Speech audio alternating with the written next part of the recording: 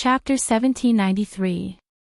This time, Yuan Nanting had gone to the Huaiyang Pass Protectorate to discuss matters.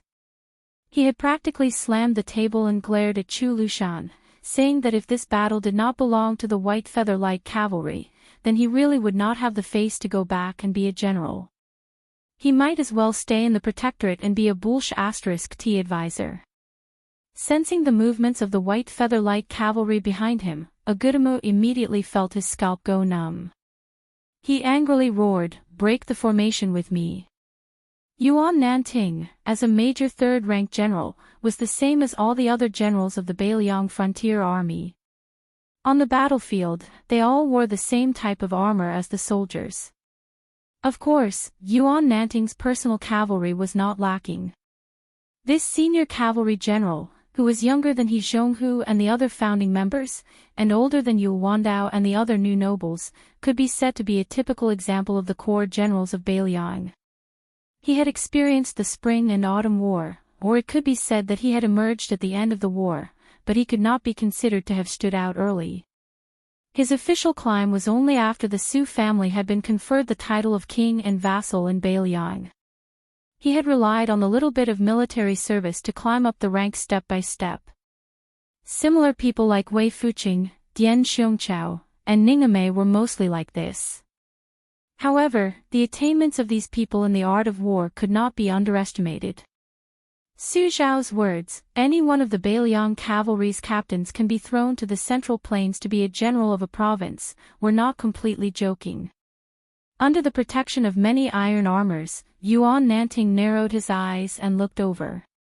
The decisiveness of the Dong family's private cavalry general was somewhat unexpected.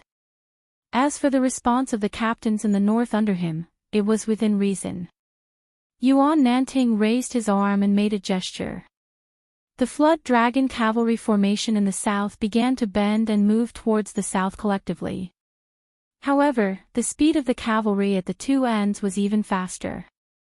Although it seemed like they were facing the Dong family's main cavalry force and had adopted measures to avoid them, their true tactical intent was very direct and efficient. They wanted to let the 6,000 Beimang cavalry force miss their target in one spurt of energy while their own 5,000 cavalry, especially those in the middle, retreated as they fought. In the end, they formed an arc and cooperated with the 3,000 White Feather Light Cavalry in the north to chase after the enemy in the north. It was like catching a turtle in a jar, slowly cutting flesh with a knife, slowly exhausting the spirit of these 6,000 cavalry. In this battle of 2,000 cavalry against 2,000 cavalry, no matter who won or lost, it would not change the outcome of Dongzhuo's main cavalry force being annihilated. The White Feather Light Cavalry cunningly avoided battle. Agudamo, who wanted to end the battle quickly, gnashed his teeth in hatred but could do nothing. The feeling of not being able to hit the opponent despite using all his strength was simply maddening. It was not that the opponent was not strong enough and was afraid to fight, but that they were too fast. All of them were Beiliang B-class warhorses, all of them were dressed in light armor and had abandoned their spears and lances, only carrying sabers and bows. Even if a flaw appeared in their hastily changed formation, as the opponent, the Dong family cavalry, could not catch it even if they saw it. On the battlefield, only the grassland cavalry could make the Central Plains infantry feel as if they were stuck in mud. The only thing that could make the Beimang cavalry, especially the elite troops of the Dong family's private cavalry, feel as if they were in a swamp was probably this top-class light cavalry among the many Beiliang cavalry forces. However, Yuan Nanting, who was confident of victory, did not let his guard down. In fact, several crossbowmen on white horses had already arrived at the periphery of the arc formation, telling him that there were 6,000 Ruan cavalry reinforcements coming from the north. They would arrive in an hour at the slowest and would be personally led by the martial arts evaluation grandmaster, Hong Jingyan. Yuan Nanting, who had not stopped his horse from beginning to end, looked at the young faces, especially the one in the middle whose armor was covered in blood. He smiled and asked, "You must be the White Horse Commandant, Li Hanlin." That rider nodded and said in a deep voice, "Yes, I am." Yuan Nanting smiled and felt a mixture of emotions. The eldest son of the Dao administrator of Beiliang, Li Gongda, had actually risen to the position of the most precious crossbowman commandant through actual combat at the borders. The young people these days were truly impressive. Their drive was not inferior to that of these old men when they were young, and might even surpass them. It must be known that these old men were barefooted and were not afraid of wearing shoes. Therefore, they were not afraid of anything. They would not lose out if they died, but profit if they lived. They were not like the current group of young people in the Beiliang frontier army. This Liangzhou's White Horse Commandant Li Hanlin, Liuzhou's General Ko Jianghuai, and Yoqi's General Yu Wandao, who came from a prestigious family in the Central Plains, could be said to be people who were born with a golden spoon in their mouths. If they were in the Central Plains, they would probably spend every night indulging in debauchery, so why would they be willing to roll around in a pile of corpses? Yuan Nanting inadvertently caught a glimpse of the heads near the saddles of these three riders. As an old general who was used to seeing his fellow soldiers die in battle, he took a deep breath and said, "Commandant Li, I have already received news that Qidong's 6,000 cavalry are approaching. They will not enter the battlefield any later than Hong Jingyan's Ruren cavalry. After this, you crossbowmen can withdraw from the battlefield. Don't try to be brave. You are already the last of our Beiliang scouts. I cannot bear to see you die. Therefore, you and Wei Mushing should quickly clean up the battlefield in half an hour. If I see you all alone here after the Iron Stupa and Ruren cavalry arrive, I will chase you all out of the crossbowmen, even if you are lucky enough not to die in battle." Li Hanlin, who had cupped his fist and accepted the order, finally said in a hoarse voice, "Wei Mushing has already died in battle." Yuan Nanting was stunned for a moment and remained silent. Yuan Nanting looked at the backs of the three young riders. At that moment, a thought surfaced in the old general's mind. There were 300,000 tombstones in the back of Mount Qingliang. How could he allow the names of young people to continue to increase? Yuan Nanting turned to look at the 6 or 7 riders in his retinue. Compared to the usual valiant cavalry, there was a slight difference in their demeanor. That sort of composure was not only due to their outstanding martial prowess that they stood out from the crowd, but also because they had a distant aura of the Jianghu. Yuan Nanting smiled and said, "Experts of the Whispering Chamber, you have all heard the news. It's not good. It's that great Grandmaster Hong Jingyan who has arrived." An old man in light armor who had been meditating all this time stroked the sword at his waist and said indifferently, "In short, we can't let General Yuan die in front of us." On the battlefield in the heart of the Longyan Plains, Dongzhuo's main force of 6,000 cavalry was in dire straits. The 8,000 white feather light cavalry that Yuan Nanting personally commanded were increasingly at ease as they constantly reaped the heads of the enemy. The 2,000 cavalry under the command of Wu Yolanzi, Yilu Chukai, were engaged in a fierce battle with the white feather light cavalry. Neither side showed any signs of defeat. The 6,000 iron stupas of Qidang and the 6,000 Ruren cavalry that Hong Jingyan had left without permission met by chance and arrived on the battlefield at almost the same time. The two armored torrents clashed head-on. The Ruren cavalry wanted to save the remaining 3,000 or so soldiers of the Dong clan, so they charged straight at Yuan Nanting's 6,000 cavalry. The iron stupas circled around the battlefield of Liang Mang's two light cavalry forces on the left flank. Light cavalry against light cavalry, heavy cavalry against heavy cavalry. The 6,000 iron stupas of Qidang were in the center of the front line. 1 man, 1 horse, and 1 spear led the charge. Of the 6 adopted sons of the old Prince Liang Su Shao, Chen Jibao was a dazzling figure. His military exploits were numerous, and he was the center of attention of the world. The reputation of the white-clothed war saint was obtained by stepping on the corpse of the spring and autumn armory Yibaikue. Although he had betrayed Beiliang and was a vassal of Western Shu, it did not diminish his reputation. Chu Lushan, although infamous in the Central Plains, was destined to leave his name in the annals of history. Afterwards, in the hinterland of Beimang, it was he who stopped Dong Zhuo from winning 12 battles in a row.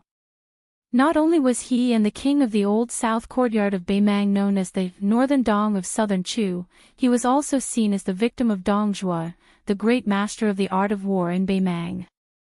Yuan Zuozong won the Battle of the Princess Tomb. Even the people of West Chu felt it was inconceivable. After the battle, historians and strategists thought highly of him. If it were not for Yuan Baixiong, the Liang army that Su Shao put together would not have had the chance to fight in the Battle of the Western Wall. Now, he would be the commander of Beiliang's cavalry. Yao Jian and Yi Shizhen were also praised by the imperial court when they were alive. They were not only outstanding scholars, but also good at strategizing. If it were not for the fact that they lost their chastity in their later years, based on their friendship with the young king, it would not be difficult for them to become provincial governors of their respective provinces. Only Qi Dangguo was not only looked down upon by the Liang imperial court and the Central Plains officialdom, but also rarely mentioned in Beiliang. He was not even as famous as Ningame, a young and strong general. Even his promotion to the Iron Buddha was seen as a nepotism by the new King Liang. It had nothing to do with Qi Dangguo's military talent. Even the people of Mount Qingliang who were familiar with the affairs of the Su family did not think much of Qi Dangguo, a general who was brave but not astute.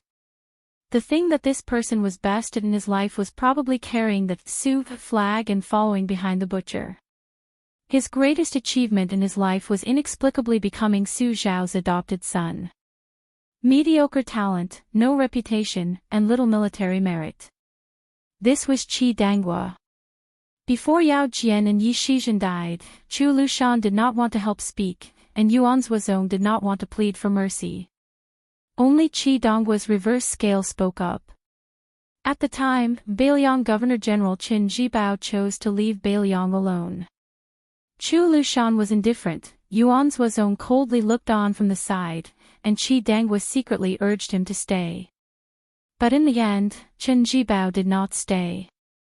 How could a person who tried to smooth things over when he should not have done so, win the respect of Beiliang, which valued military merit the most?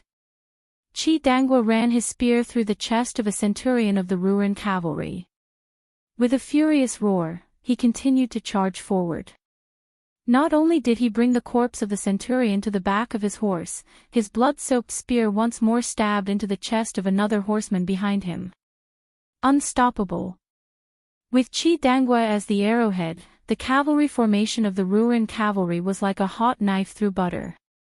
On the battlefield on either side of Qi Dangguo, 200 cavalry from each side had been killed in almost an instant. If someone was unlucky enough to fall off their horse, they would not be beheaded like in a battle of light cavalry. Instead, they would be trampled to death by a charge from the enemy's warhorse. There was no chance of survival.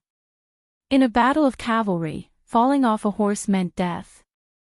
4,000 Ruren cavalry entered the formation, leaving 2,000 cavalry to watch from afar. In this vast battlefield, they seemed completely out of place. Chapter 1794. When Yilu Chukai saw this scene, he brushed away an arrow that the Northern Liang Light Cavalry captain had shot at his face. He quickly left the battlefield alone and came to the 2,000 cavalry that were as immovable as a mountain. He said angrily to the indifferent man who was watching the fire from the other side of the river, Hong Jingyan. "Why did you leave us in the lurch?" The man with a pair of snow-white eyes stared at this noble relative of the imperial family and asked in return, "How did I leave you in the lurch? Were the 4,000 Ruren cavalry not saving people?" Yilu Chukai laughed in anger and pointed his sword at this martial arts master who had once competed with his brother-in-law for the title of king of the southern courtyard. "At this point, you still want to preserve your strength? What, after losing to the Beiliang cavalry at the mouth of the gourd last time, you want to rely on these 2,000 cavalry to escape?" Hong Jingyan pursed his lips. "From the beginning, I never thought that you and Lin Fu could succeed. I took the risk to come here because I didn't want you, Yilu Chukai, to die here in vain. Of course, this time, hundreds of the White Horse crossbowmen returned alive, but you all died. When the time comes, His Majesty will definitely settle the score. Murong Baoding is surnamed Murong after all. He is not afraid of being held accountable. I, Hong Jingyan, am alone and weak.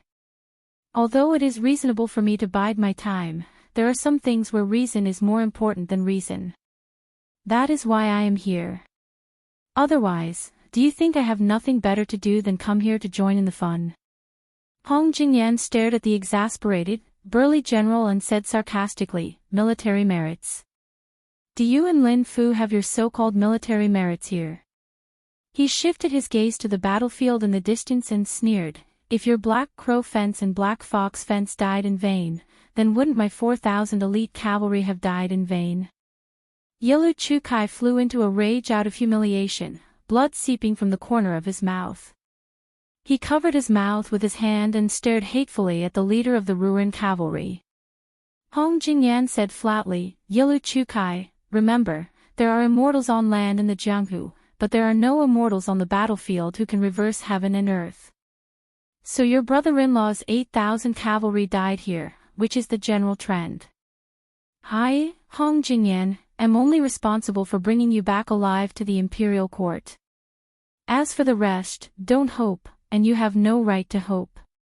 Yilu Chukai did not turn around but pointed his sword at the battlefield behind him. Don't you want to take the head of the third-rank Iron Buddha General Qi Danghua? His head was enough to make you, Hong Jingyan, a marquis. Qi Danghua is Su Zhao's adopted son. Hong Jingyan smiled mockingly, as if he did not care to speak. It was only then that Yilu Chu straightened his back and released his blood-stained palm. Looking at the exceptionally valiant Ruin cavalry behind Hong Jingyan, he laughed and said, you barbarians who came from the Ruin mountains, to have such a cowardly master is truly a blessing in disguise. You can forget about achieving any military exploits in the future, but I am not afraid of dying on the battlefield. The Ruin cavalry's Kiliarchs had unfriendly eyes and were itching to attack. Hong Jingyan raised his arm and stopped the Kiliarchs from drawing their swords. Gently holding the reins of his warhorse, he looked into the distance and smiled, Yilu Chukai, I have to say, you are far inferior to that slippery brother-in-law of yours. He, is only one surname inferior to your idiotic brother-in-law, what a pity. For some reason, Yilu Chukai suddenly calmed down. He turned his head to look at the fighting in the south, and then at the comparatively peaceful north. This young military general who was born high and mighty as Hong Jingyan had said, this rising star of northern Mang's younger generation who had already become a 10,000-man commander at such a young age, said to Hong Jingyan with a calm expression, I don't need you to save me. However, I beg you of one thing. Hong Jingyan, take away as many Dong family cavalry as you can. If you agree, then I will apologize to you for the disgraceful words I said earlier. Hong Jingyan, who was not in a hurry to make a promise, asked curiously, then you? Yilu Chutsai's eyes were resolute, with a stubbornness that the men of the grasslands were all too familiar with. My brother-in-law said that in business, one must be willing to part with capital. I will follow your 4,000 Ruin cavalry to the end. How many Dong cavalry you can save with my life, Hong Jingyan, is up to you. How about it? Hong Jingyan narrowed his eyes, and finally nodded slowly.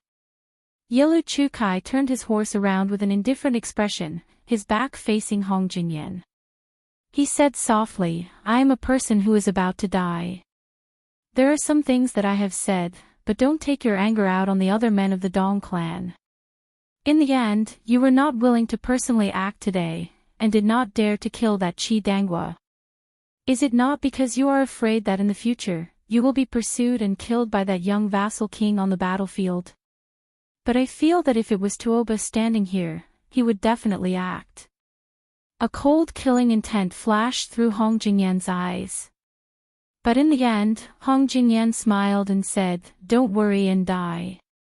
Perhaps I will personally avenge you. Yilu Chukai went to his death. As he urged his horse forward, he smiled. This young man thought of the little girl called Tao Manwo by his brother-in-law's side.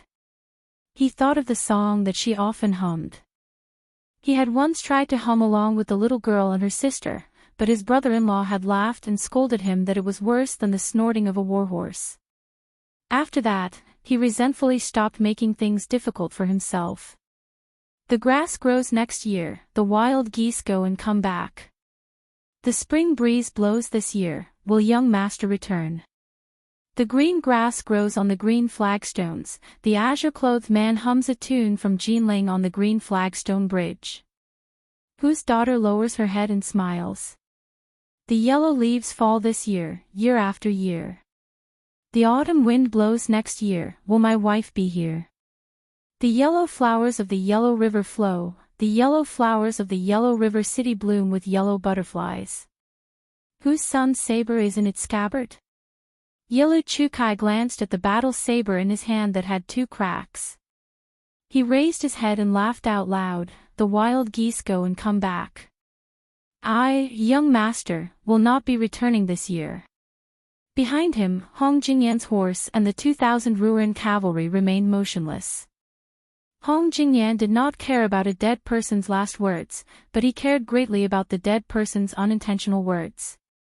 If it were to Oba, he would definitely kill Qi Dangwa today. Back then, when Su Fingnian traveled to Beimang in an out-of-body state, he passed by the Ruren Mountains. In that golden wheat field, Hong Jingyan avoided the battle. Back then, Hong Jingyan believed that his choice was not wrong. He wanted the martial way and the world to be his. He wanted both. He wanted to walk further and higher than Tuoba, be it in the pugilistic world or the imperial court. Hence, there was no need for him to let his emotions affect his decisions. He wanted to fight a person who was bound to die and suffer great losses.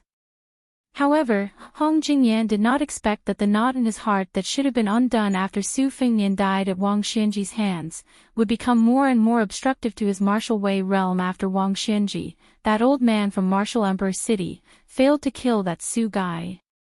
Hong Jingyan exhaled softly. His naturally snow-white eyes stared blankly at the blue sky. There were no clouds in the sky.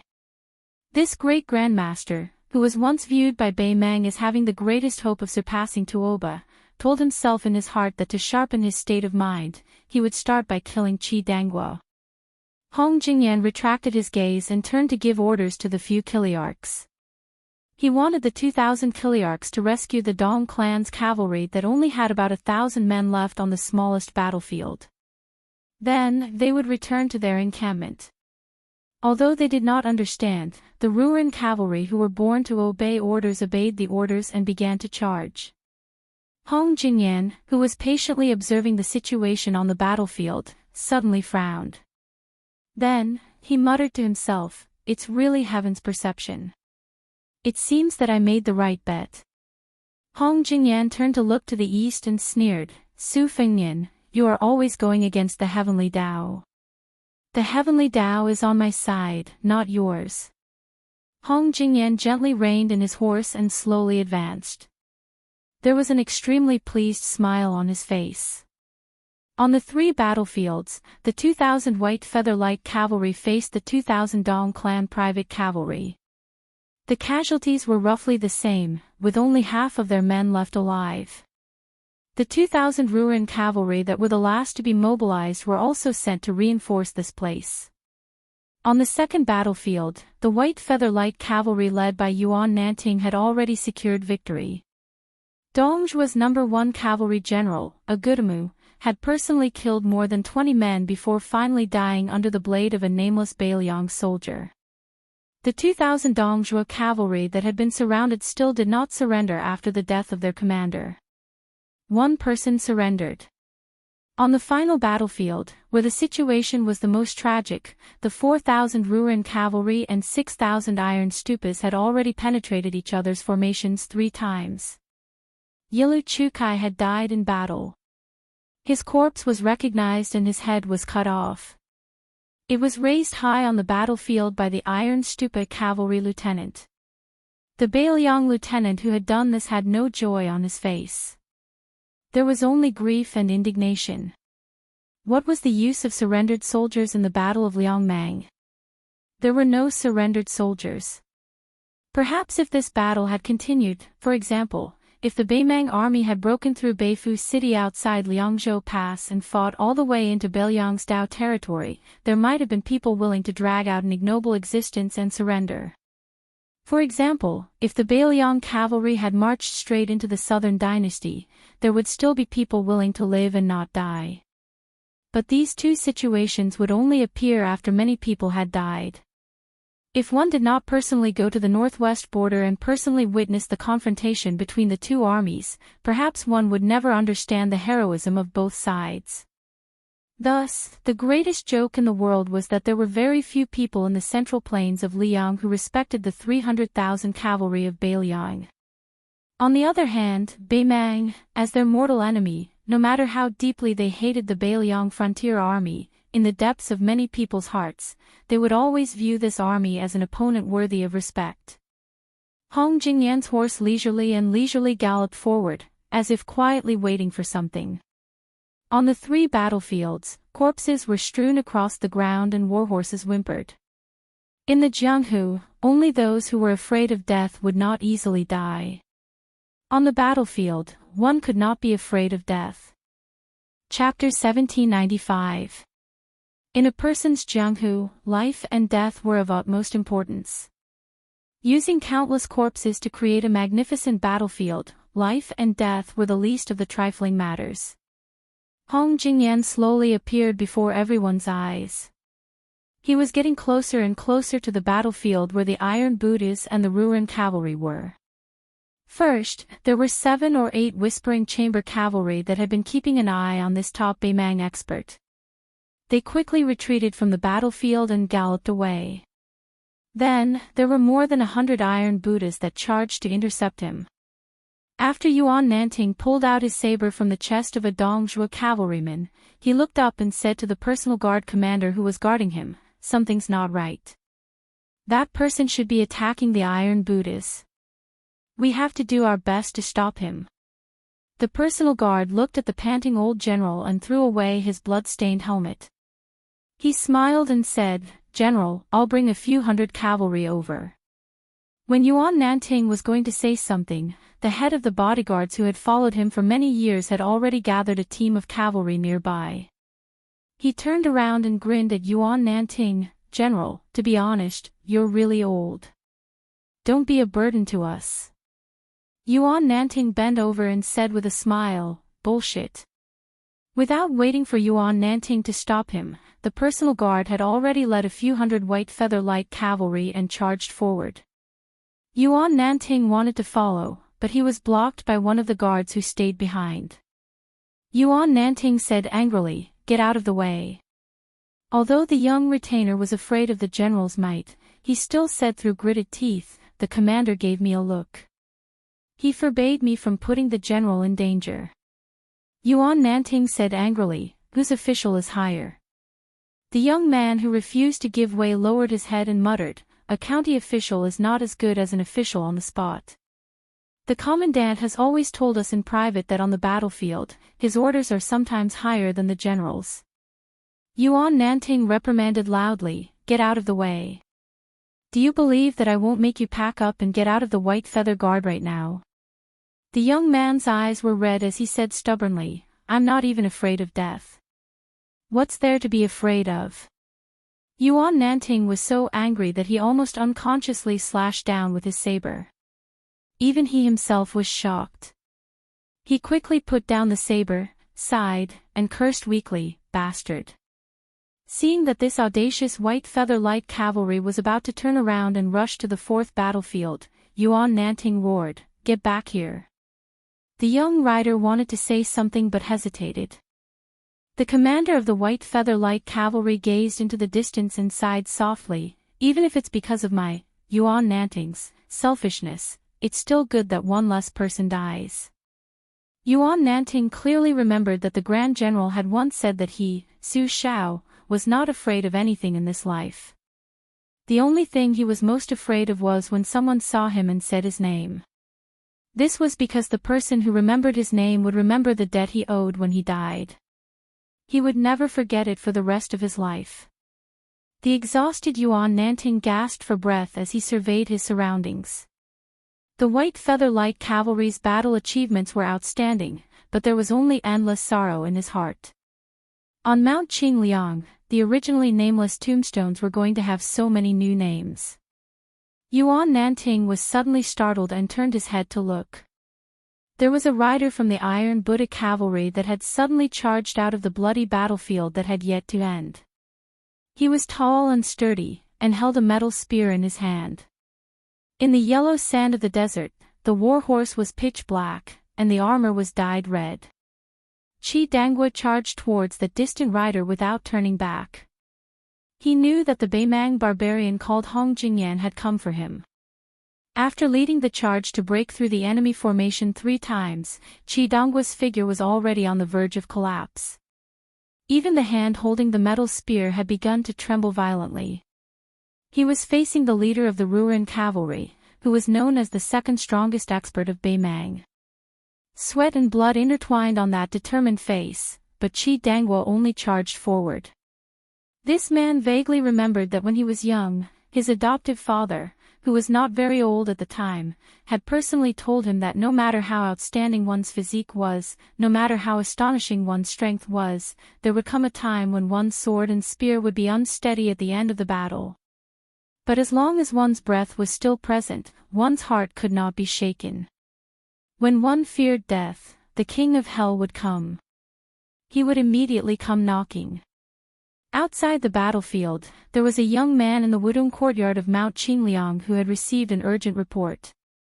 After giving the Huaiyang Pass Protectorate Manor a military order that was almost strictly worded, he abandoned his horse and rushed alone to the Qingyuan military town outside the pass, where he saw the unfamiliar handwriting. And then, he continued to rush north. That was the first time the young man had seen Qi Danggua's handwriting. His handwriting was not pretty. As a young man who had served in the army and the battlefield, he rarely wrote.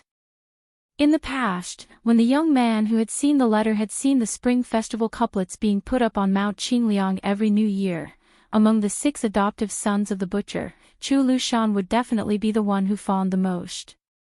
Yao Jian and Yi Shizhen would also give a few pertinent comments, while Chen Jibao and Yuan Zuozong would habitually not say a word. But only this man called Qi Dangua would laugh and ask the young man His Royal Highness for a few Spring Festival couplets to take back to his residence.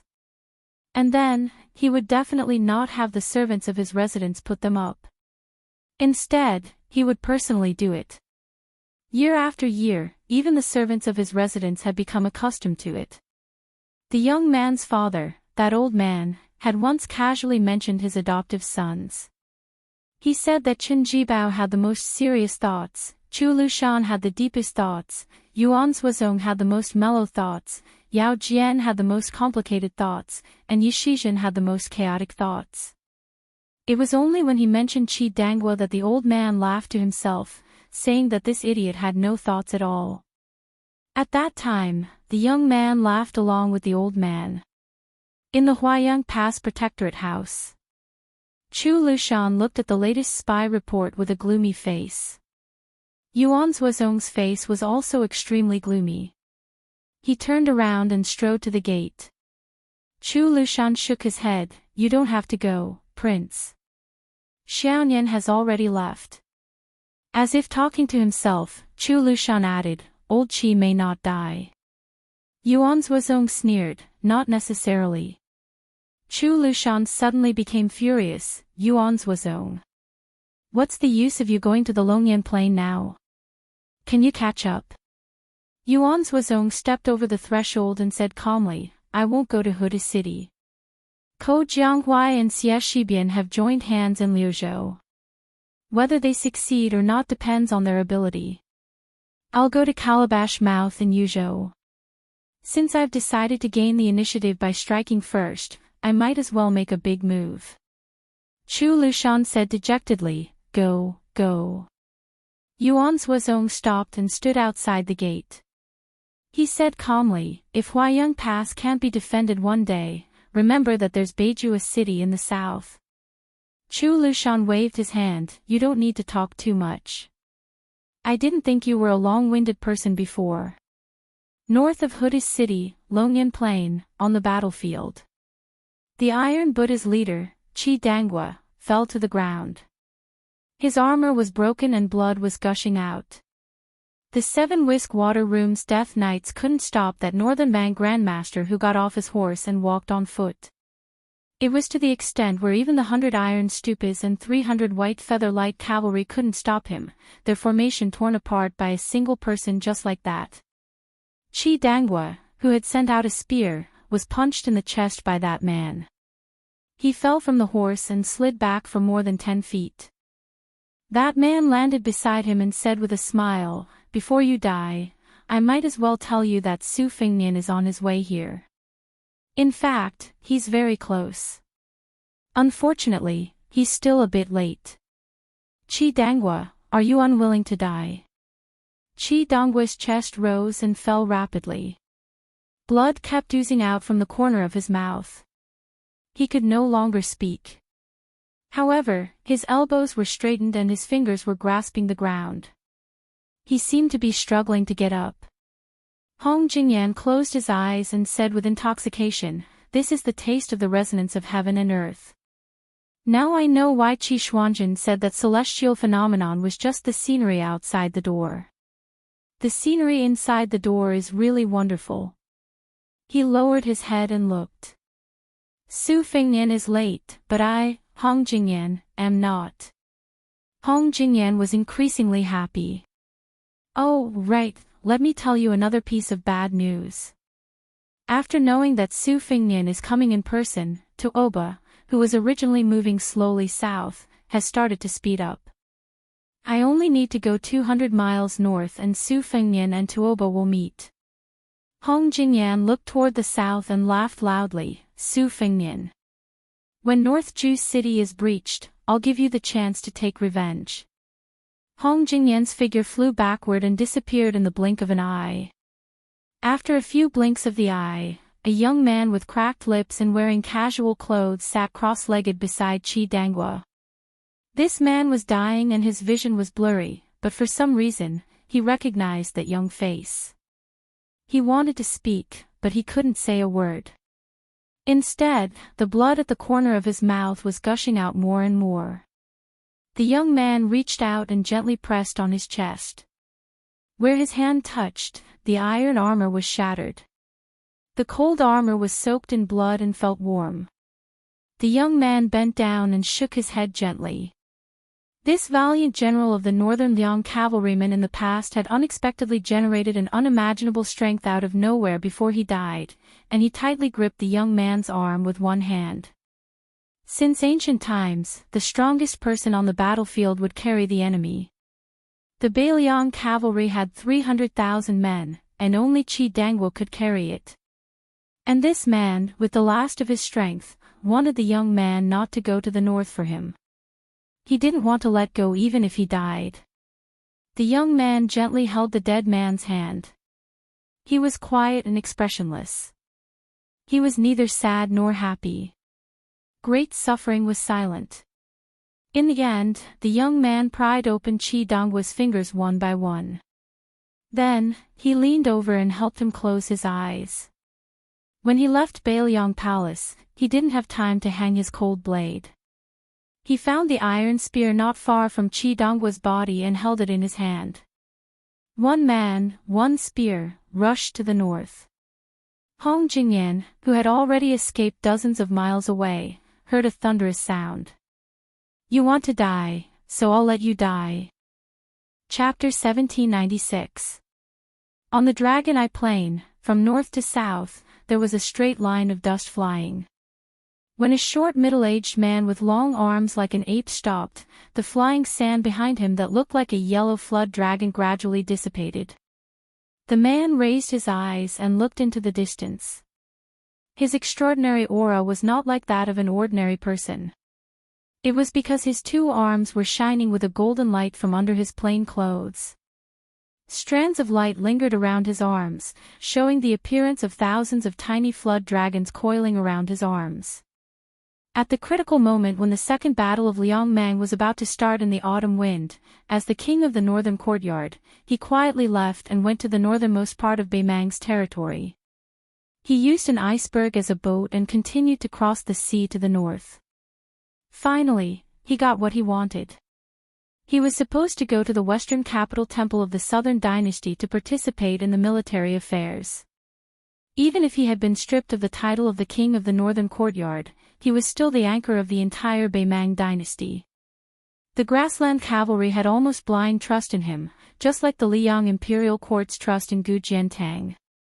No matter how bad the Guangling Road War was, and even if the West Chu's restoration reached the peak of momentum on the battlefield, as long as Gu Jiantang did not make a move, and as long as he and the two border armies did not move, then Liang still had full confidence to deal with the West Chu rebels. After Tuoba slowly returned to the south, he quickly sensed the majestic aura of Beiliang heading north.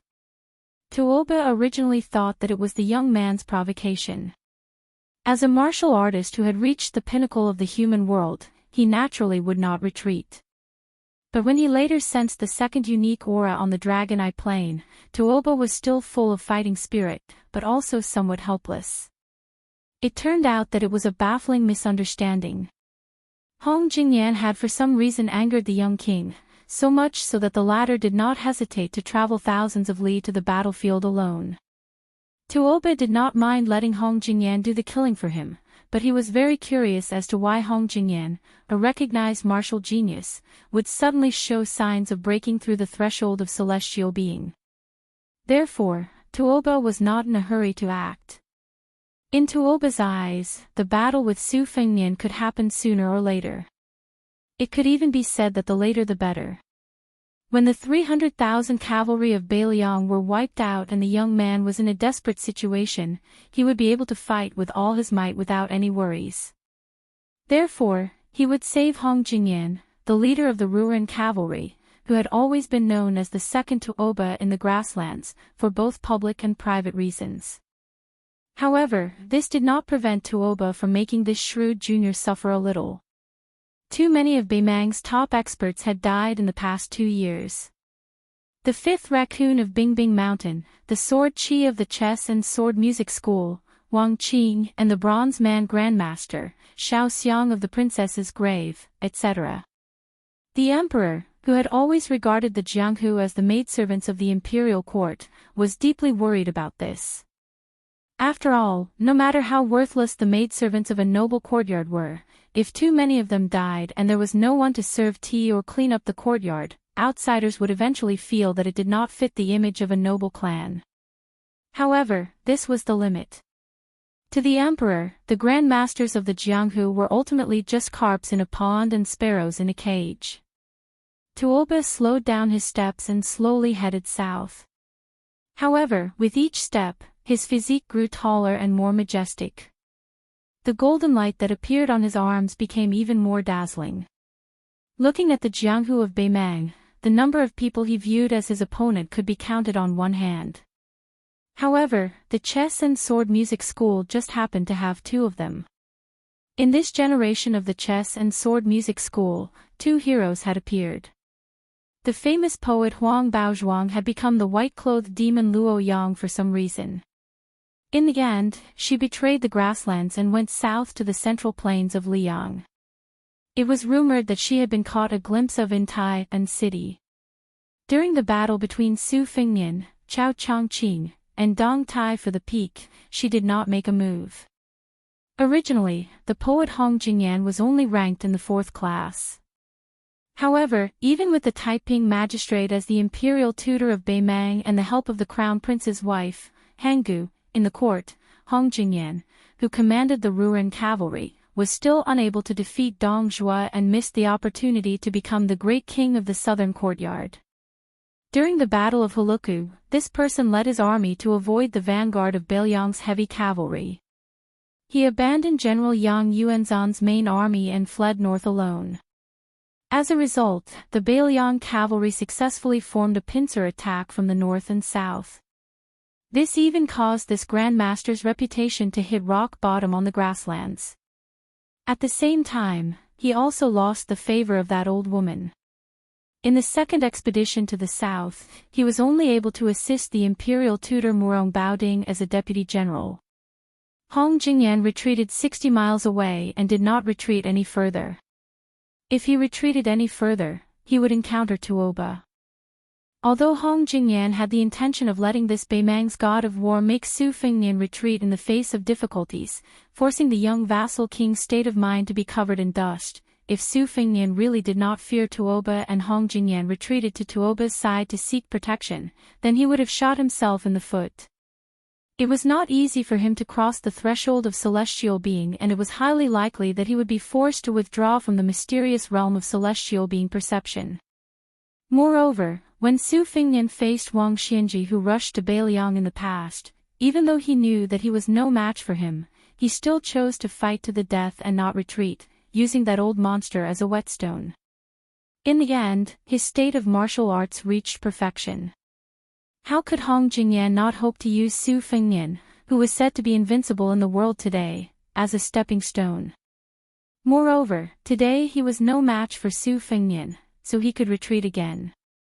Tuoba's appearance in the Dragon Eye Plain was his biggest escape route. As long as he stabilized his state of celestial being, Hong Jingyan believed that there would be a day when he would be able to reach the level of the 4 great grandmasters. Moreover, that day would definitely not come too late. At that time, he would first kill Su Fengnian and then kill the Peach Blossom Sword God Dong Tai. He would then lead hundreds of thousands of steel cavalry under his command to break through Tai and city, cross the Guangling River, and stop his warhorses at the coast of the Southern Sea. There was nothing more satisfying in life than this. After Hong Jingyan stopped, he calmly waited for Su Fengnian. Instead, his aura was like a rainbow. This was the first time in the history of the chess and sword music school that he was so eager to fight with his full strength against someone. Just as Hong Jingyan's aura reached its peak, thunder once again exploded in his ears. This time, it was not Su Fengnian, but Tuoba, who seemed to have intended to watch for a moment.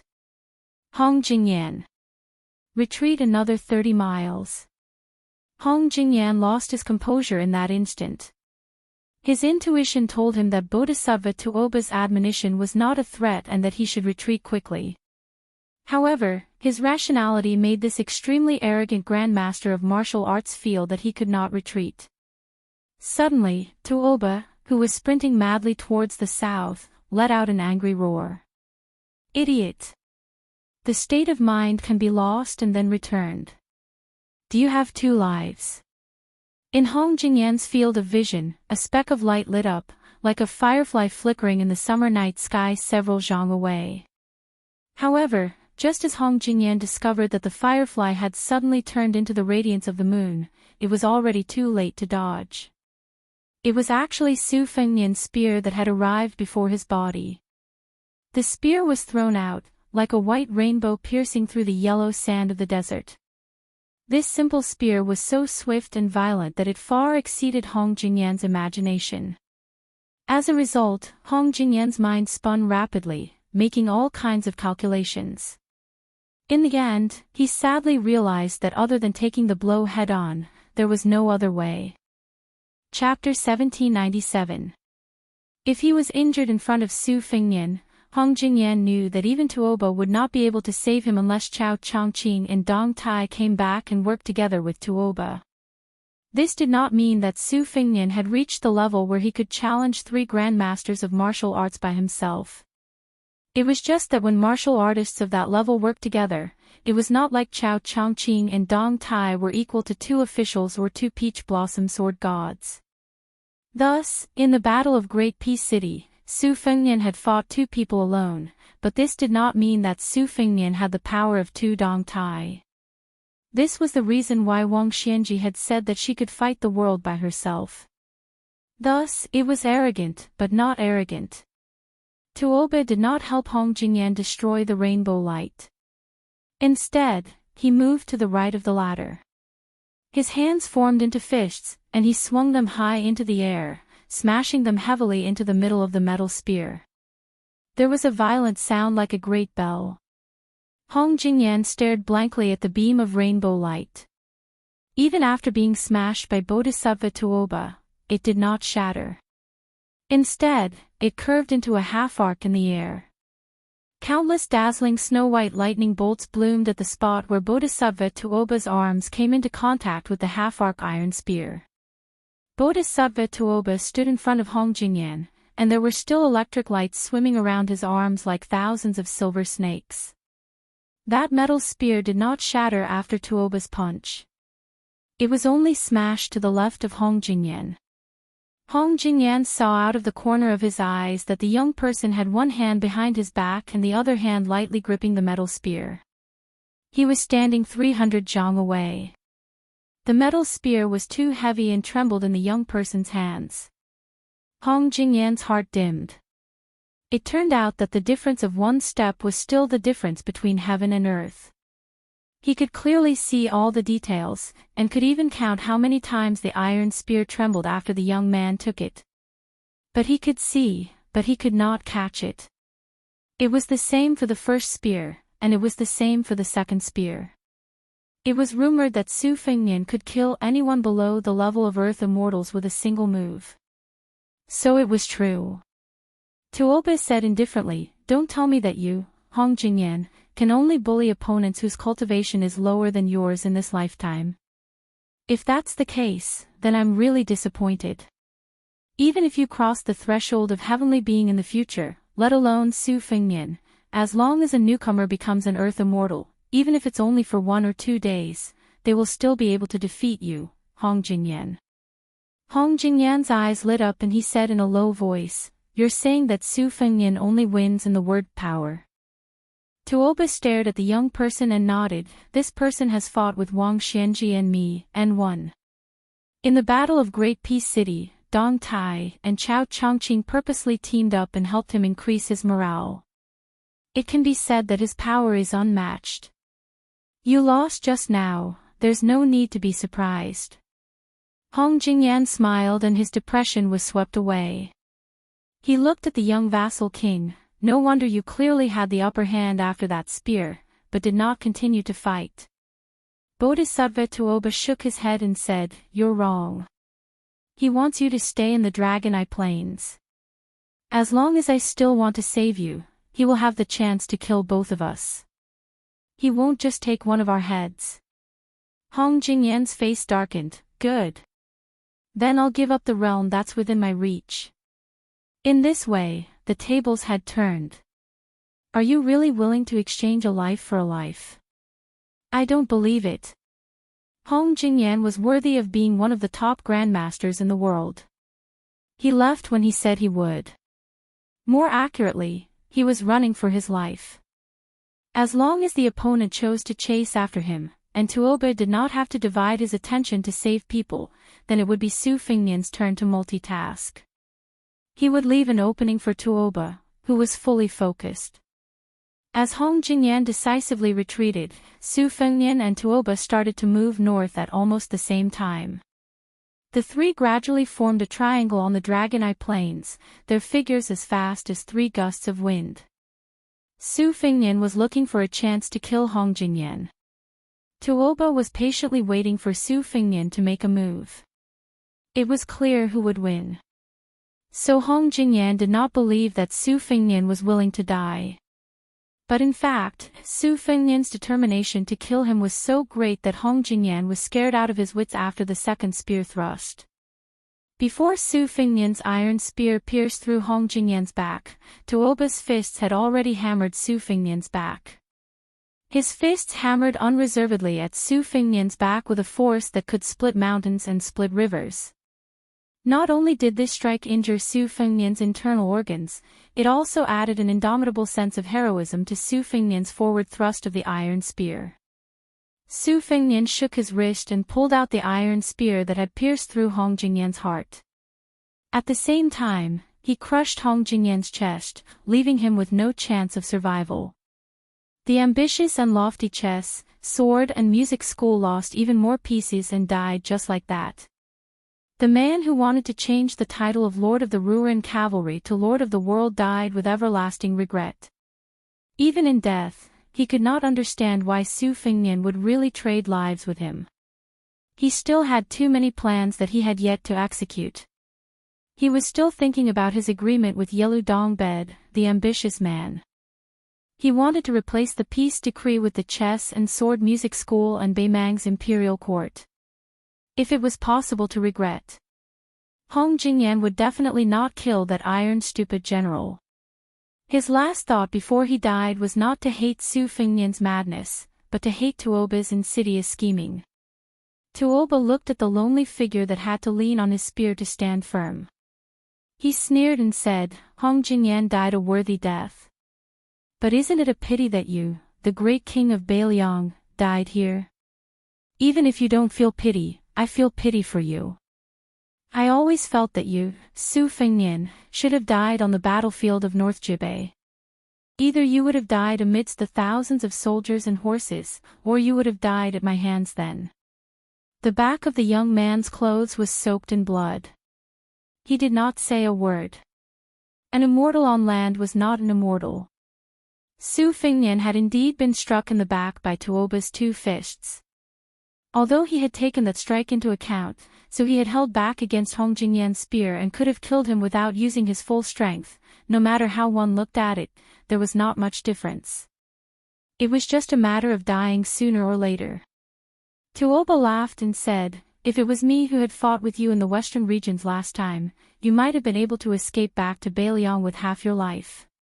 He looked down at his hands. The clothes on his arms were tattered, revealing the undulating golden veins on his arms. There was a fish in the northern underworld that fed on dragons. The first time he had found it, Luoyang had interfered, causing the divine weapon created by the heavens and earth to fall into the deep sea and disappear without a trace. However, it was a blessing in disguise. This time, he had obtained something even better. Tuoba raised his head and looked at the sky. Sometimes I don't understand why you guys are unwilling to bow your heads. Tuoba frowned. Are you waiting for someone? Huyen Dogwan. No, I sensed his breath before I came here. He should still be near Dunhuang City. He won't make it in time. Su Yanbing. His breath doesn't seem like it. I really can't think of anyone else in Beiliang who can save you other than these two. Su Fengnian turned around and held the iron spear with both hands. He was bleeding from his 7 orifices. He looked miserable. A figure appeared beside him. He was dressed in a white robe and had the bearing of a banished immortal. There were 2 swords hanging from his waist. The difference between the two was obvious. The man glanced at him and sneered. You're still the same as the first time we met. You look like a beggar. Su Fengnian coughed and forced a smile. Try not to do it next time. White Fox Face. Chapter 1798. Whether it was when Luo Yang met Dong Tai in Dunhuang City or when Su Fengnian met Wang Xianji who was rushing to Beiliang, a real battle between great grandmasters would never be sloppy. There was absolutely no possibility of polite greetings. The outcome of the battle was simply life and death. Although Tuoba did not know the specific background of the white-robed man in front of him, he had a general understanding. This person had previously led a young swordswoman to travel around Beimang. Occasionally, he would fight, but he had never been defeated. Even if he encountered thousands of riders, he would still be able to retreat safely. Li Mibi, the ancestor of Spiderweb in Beimang, had a very high opinion of this person. He even did not hesitate to describe this androgynous handsome young man as his future achievements in martial arts are expected to catch up with Wang and Su. Although Tuoba did not intend to speak, he was not in a hurry to fight either. First, Su Fengnian's injury was unmistakable. Second, he did not want to lose a great advantage by rashly fighting. After all, it was taboo for martial arts masters at their level to call a newcomer when encountering a strange newcomer. Just like the national chess players who had been famous for a long time, they were often not afraid of exchanging blows with old enemies whom they knew well. Their only headache was those inexperienced geniuses of the younger generation. They were especially afraid of deciding the outcome of a game with those rising stars. This was the principle of life and death battles between Jianghu masters. When Song Nianqing of Dongwu's sword pool carried 14 new swords, he had caused great trouble for Luo Yang, who was at the peak at that time. Moreover, Tuoba had a unique opinion. There were endless grandmasters of sword Dao in Jianghu. After Li Chungang, there was Dong Tai. After Dong Tai, there was also Huang Qing of Beimang, Qi Jiajia of Tai and City, Jiang Ni of Westchu, and many other great figures. In Tuoba's opinion, since the end of spring and autumn, the fate of sword Dao must have been mostly used up. It would be difficult for a figure like Lu Zhu to appear again. Only grandmasters of saber Dao were too few. Moreover, no one had stepped forward to reach the height of being recognized as the most promising person in the world. Tuoba's intuition told him that it was about time for someone to emerge. Perhaps it would be the person in front of him, the young man whom the king of Beiliang Su Fengnian was willing to entrust his life to. After some observation, Tuoba noticed some clues. The person in front of him, who was called White Fox Face by Su Fengnian, did not have a strong qi. Compared to people like Chao Chongqing, he might not have a majestic aura. However, the flow of his qi was rather strange. One word could describe it, and that was fast. It was so fast that it was unimaginable. It was like the Guangling River during the flood season. This was simply a path to death. Tuoba became more and more curious. What was this person thinking that he would sacrifice his life in exchange for the realm of martial arts? This was no longer something that could be explained simply by the word martial arts fanatic. Su Fengnian sighed softly. Of course, he knew why White Fox Face was so determined. He wanted to become the most powerful person in the world before the age of 30 and kill all his enemies with his own hands. After the age of 30, life and death did not matter. White Fox Face took a few steps forward and stood in front of him. Although I made it in time, don't think that both of us can survive. You also know that saving you is much more difficult than killing him. Su Fengnian said in a self-deprecating manner, you can just do whatever you want. I've killed Hong Jingyan this time. If you kill Bodhisattva Tuoba, even if I die, then even if this deal is a loss, it won't be so bad that it's acceptable. White Fox Face placed his palms on the hilts of the two sabers at his waist. They were the embroidered winter saber and the spring thunder saber. Su Fengnian was no stranger to this pair of sabers. On the contrary, he was very familiar with them. He remembered that White Fox Face had lent him the embroidered winter saber during his second trip to Jianghu. Before that, Su Fengnian had returned to Beiliang for the first time. During that trip, he regretted that he did not meet a real peerless master pro. At the last moment, he bumped into White Fox Face, which made His Royal Highness feel that the end of that trip was not bad. After 3 years of hard wandering, he finally met a peerless master pro. Su Fengnian still remembered that year when it snowed heavily at Tide Listening Lake in Mount Qingliang. White Fox Face flew out of the pavilion and unsheathed the embroidered winter and spring thunder saber. It was really beautiful in the heavy snow. The bladesmanship was beautiful, and the person was even more beautiful. It was probably at that time that His Royal Highness began to seriously practice the bladesmanship. He began to look forward to the day when he could have half of White Fox Face's elegance. Although they had not fought, Tuoba seemed to have seen through the ins and outs of White Fox Face's two-handed saber. The war god of Beimang, who did not want to argue with him, laughed for the first time. You are no match for me. Do you really want to die here for the king of Beiliang? Tuoba saw that he did not say a word, but he was not annoyed. He stretched out his palms and put them on his chest. He looked down and said with a hint of loneliness, I may not have the chance to kill you grandmasters of the Central Plains in the future. Wang Xianji and Chao Chongqing are both dead. What a pity. Su Fengnian held back his laughter and glanced at Tuoba. he said in a mellow Southern Dynasty official's accent. The one in front of me doesn't understand the Bai Mang language at all. Don't flatter yourself. If you can fight, don't talk. Do you really want to wait until Huyen Dagwan gets here? Bodhisattva Tuoba dismissed it with a smile and raised his head. He won't come. Su Fingnian's eyes were gloomy. Tuoba said playfully, although I don't know what you're up to in Dunhuang, I learned on my way back south that His Majesty and Li Mibi went there personally. They even temporarily borrowed Helian Wuwei's Hishi army and 20,000 cavalrymen from the king's camp of Norland. Even Huyen Dagwan, who claims to be a one-man sect, will not be able to gain any advantage no matter what he's up to. Su Fingnian took a deep breath and suddenly straightened his body. He held the iron spear tightly in one hand. White Fox was not the only one who was surprised. Even Bodhisattva Tuoba was momentarily stunned. White Fox attacked first.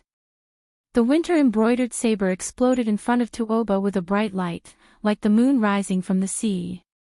Tuoba smashed the moonlight with one punch and broke the cold saber gang. Then, he punched directly between White Fox's eyebrows with his other fist. The other spring thunder dagger on White Fox's face finally came out of its scabbard at the critical moment and stabbed towards Bodhisattva Tuoba's armpit. It was obvious that she wanted to exchange injury for injury. Tuoba's punch did not stagnate at all and still hit White Fox's forehead. At the same time, he pulled back his elbow and tried to clamp the saber. White Fox's forehead was hit and his body leaned back. He kicked Tuoba's chest and took advantage of the momentum to pull out the Spring Thunder saber from under Tuoba's armpit. The Spring Thunder saber, which was full of chi, only slid through Tuoba's clothes. In the process of pulling it out, there was a loud sound of metal and stone, like a saber cutting through iron and stone. White Fox's face, who was holding two sabers in her hands, left the ground and flew backward. Coincidentally, she circled around Su Fingnian and his spear like a butterfly circling around a branch. Then, she pounced on Bodhisattva Tuoba at an even faster speed. Bodhisattva Tuoba raised both of his arms and crossed them above his head. The White Fox's face was embroidered with the winter-spring thunder and the cold blade. It collided with Bodhisattva Tuoba's arms. The intense fluctuation of chi dynamic created two layers of ripples between the two of them. Tuoba's feet sank into the sand and he only took a few steps back. Strands of golden light on his arms were like thousands of dragons entrenched and did not weaken at all. By the time White Fox's feet touched the ground, he had already waved more than 20 sabers in one breath. The layers of strength were stacked and there was no sign of him being exhausted. On the contrary, his momentum was rising steadily. Bodhisattva Tuoba continued to slide backwards. Even though he had a calm expression on his face, he appeared as if he did not have the strength to fight back at all. If news of this were to spread, just this point alone would be enough to make this person with the nickname of White Fox Face rise to fame. Su Fingnian was known as an Earth Immortal who could kill the enemy with one move. Like Su Fingnian, as one of the 4 Grand Masters of Wushu evaluation, when encountering an ordinary master, even if the opponent was of first-grade celestial state, even if he could not kill the enemy with one move, he would not retreat without holding back too much strength. Moreover, Tuoba had improved a lot compared to the time when he fought with Su Fingnian in the western region. Both his physique and momentum were not the same as before. This meant that the White Fox's face was so fast that even Tuoba could not find a gap. Tuoba thought that even if he gave this person dozens of sabers, so what? So what if the chi flow could travel 800 miles or even 1,000 miles in an instant? No matter how long a breath was, there would always be a time when the old and the new would be replaced. However, when he unconsciously retreated nearly 1,000 feet away, he suddenly realized that this person's saber momentum was not only endless but also faster and faster.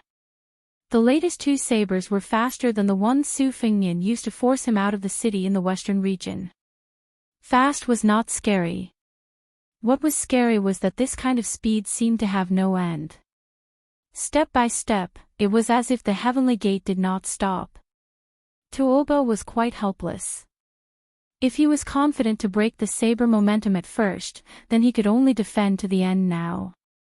It was like a large-scale heavy infantry army with slow movement meeting an elite light cavalry.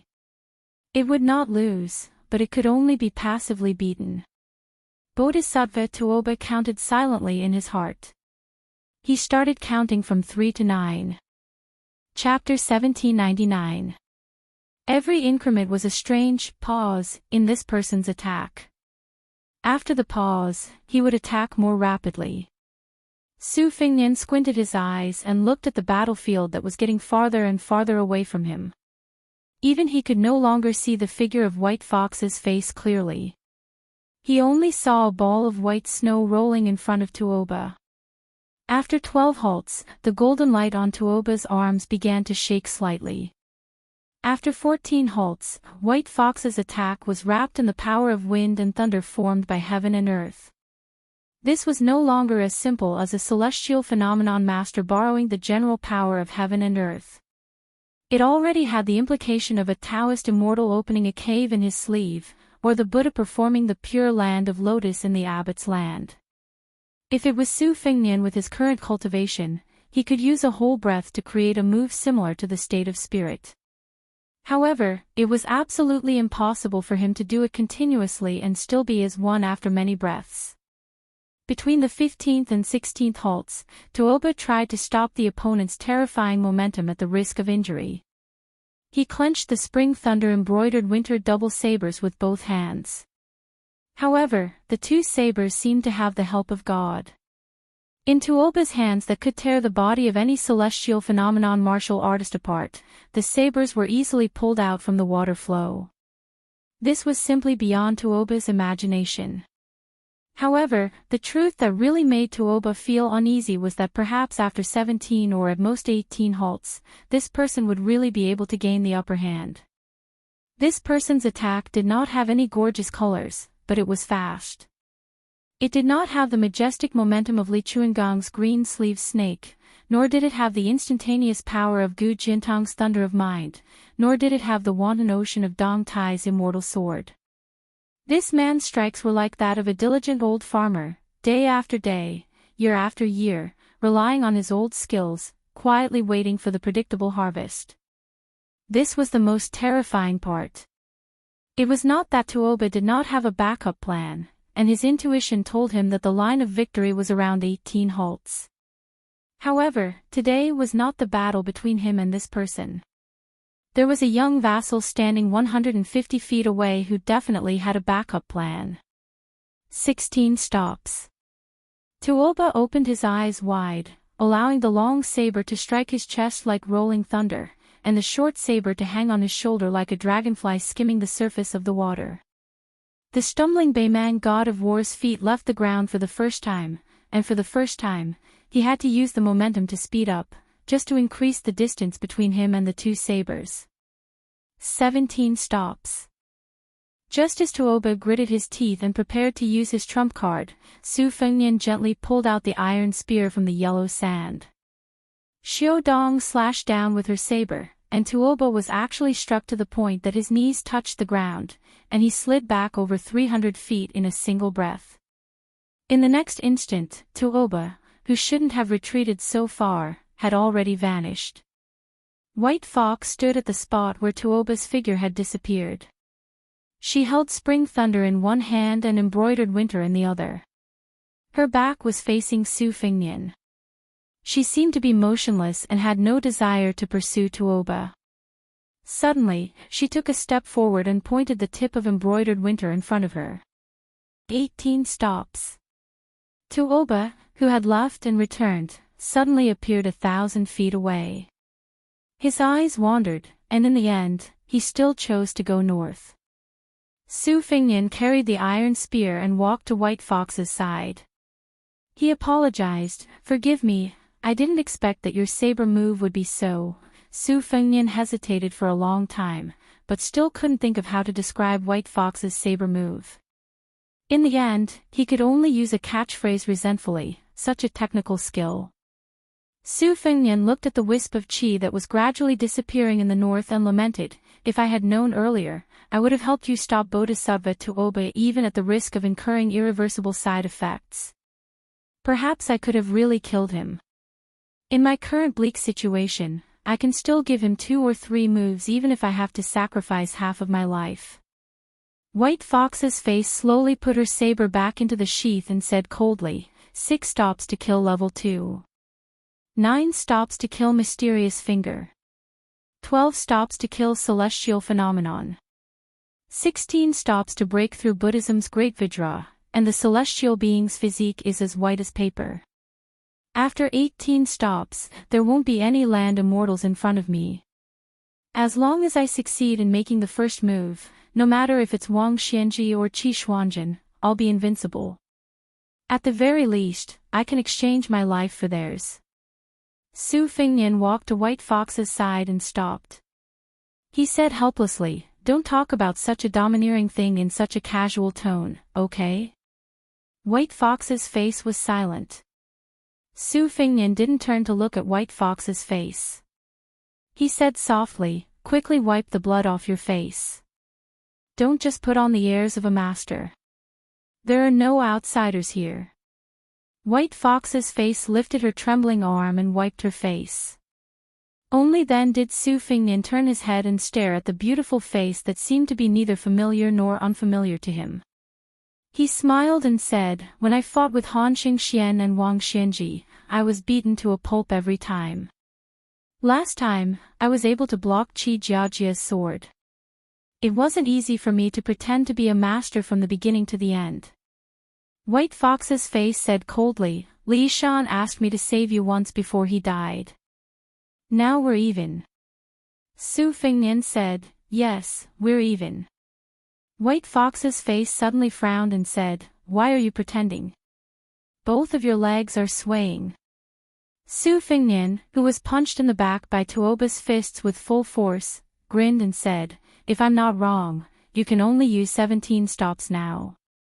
You're still a little short of your so-called invincible first move. Your posture with your hands behind your back is handsome, but it's not easy. It's a little hard."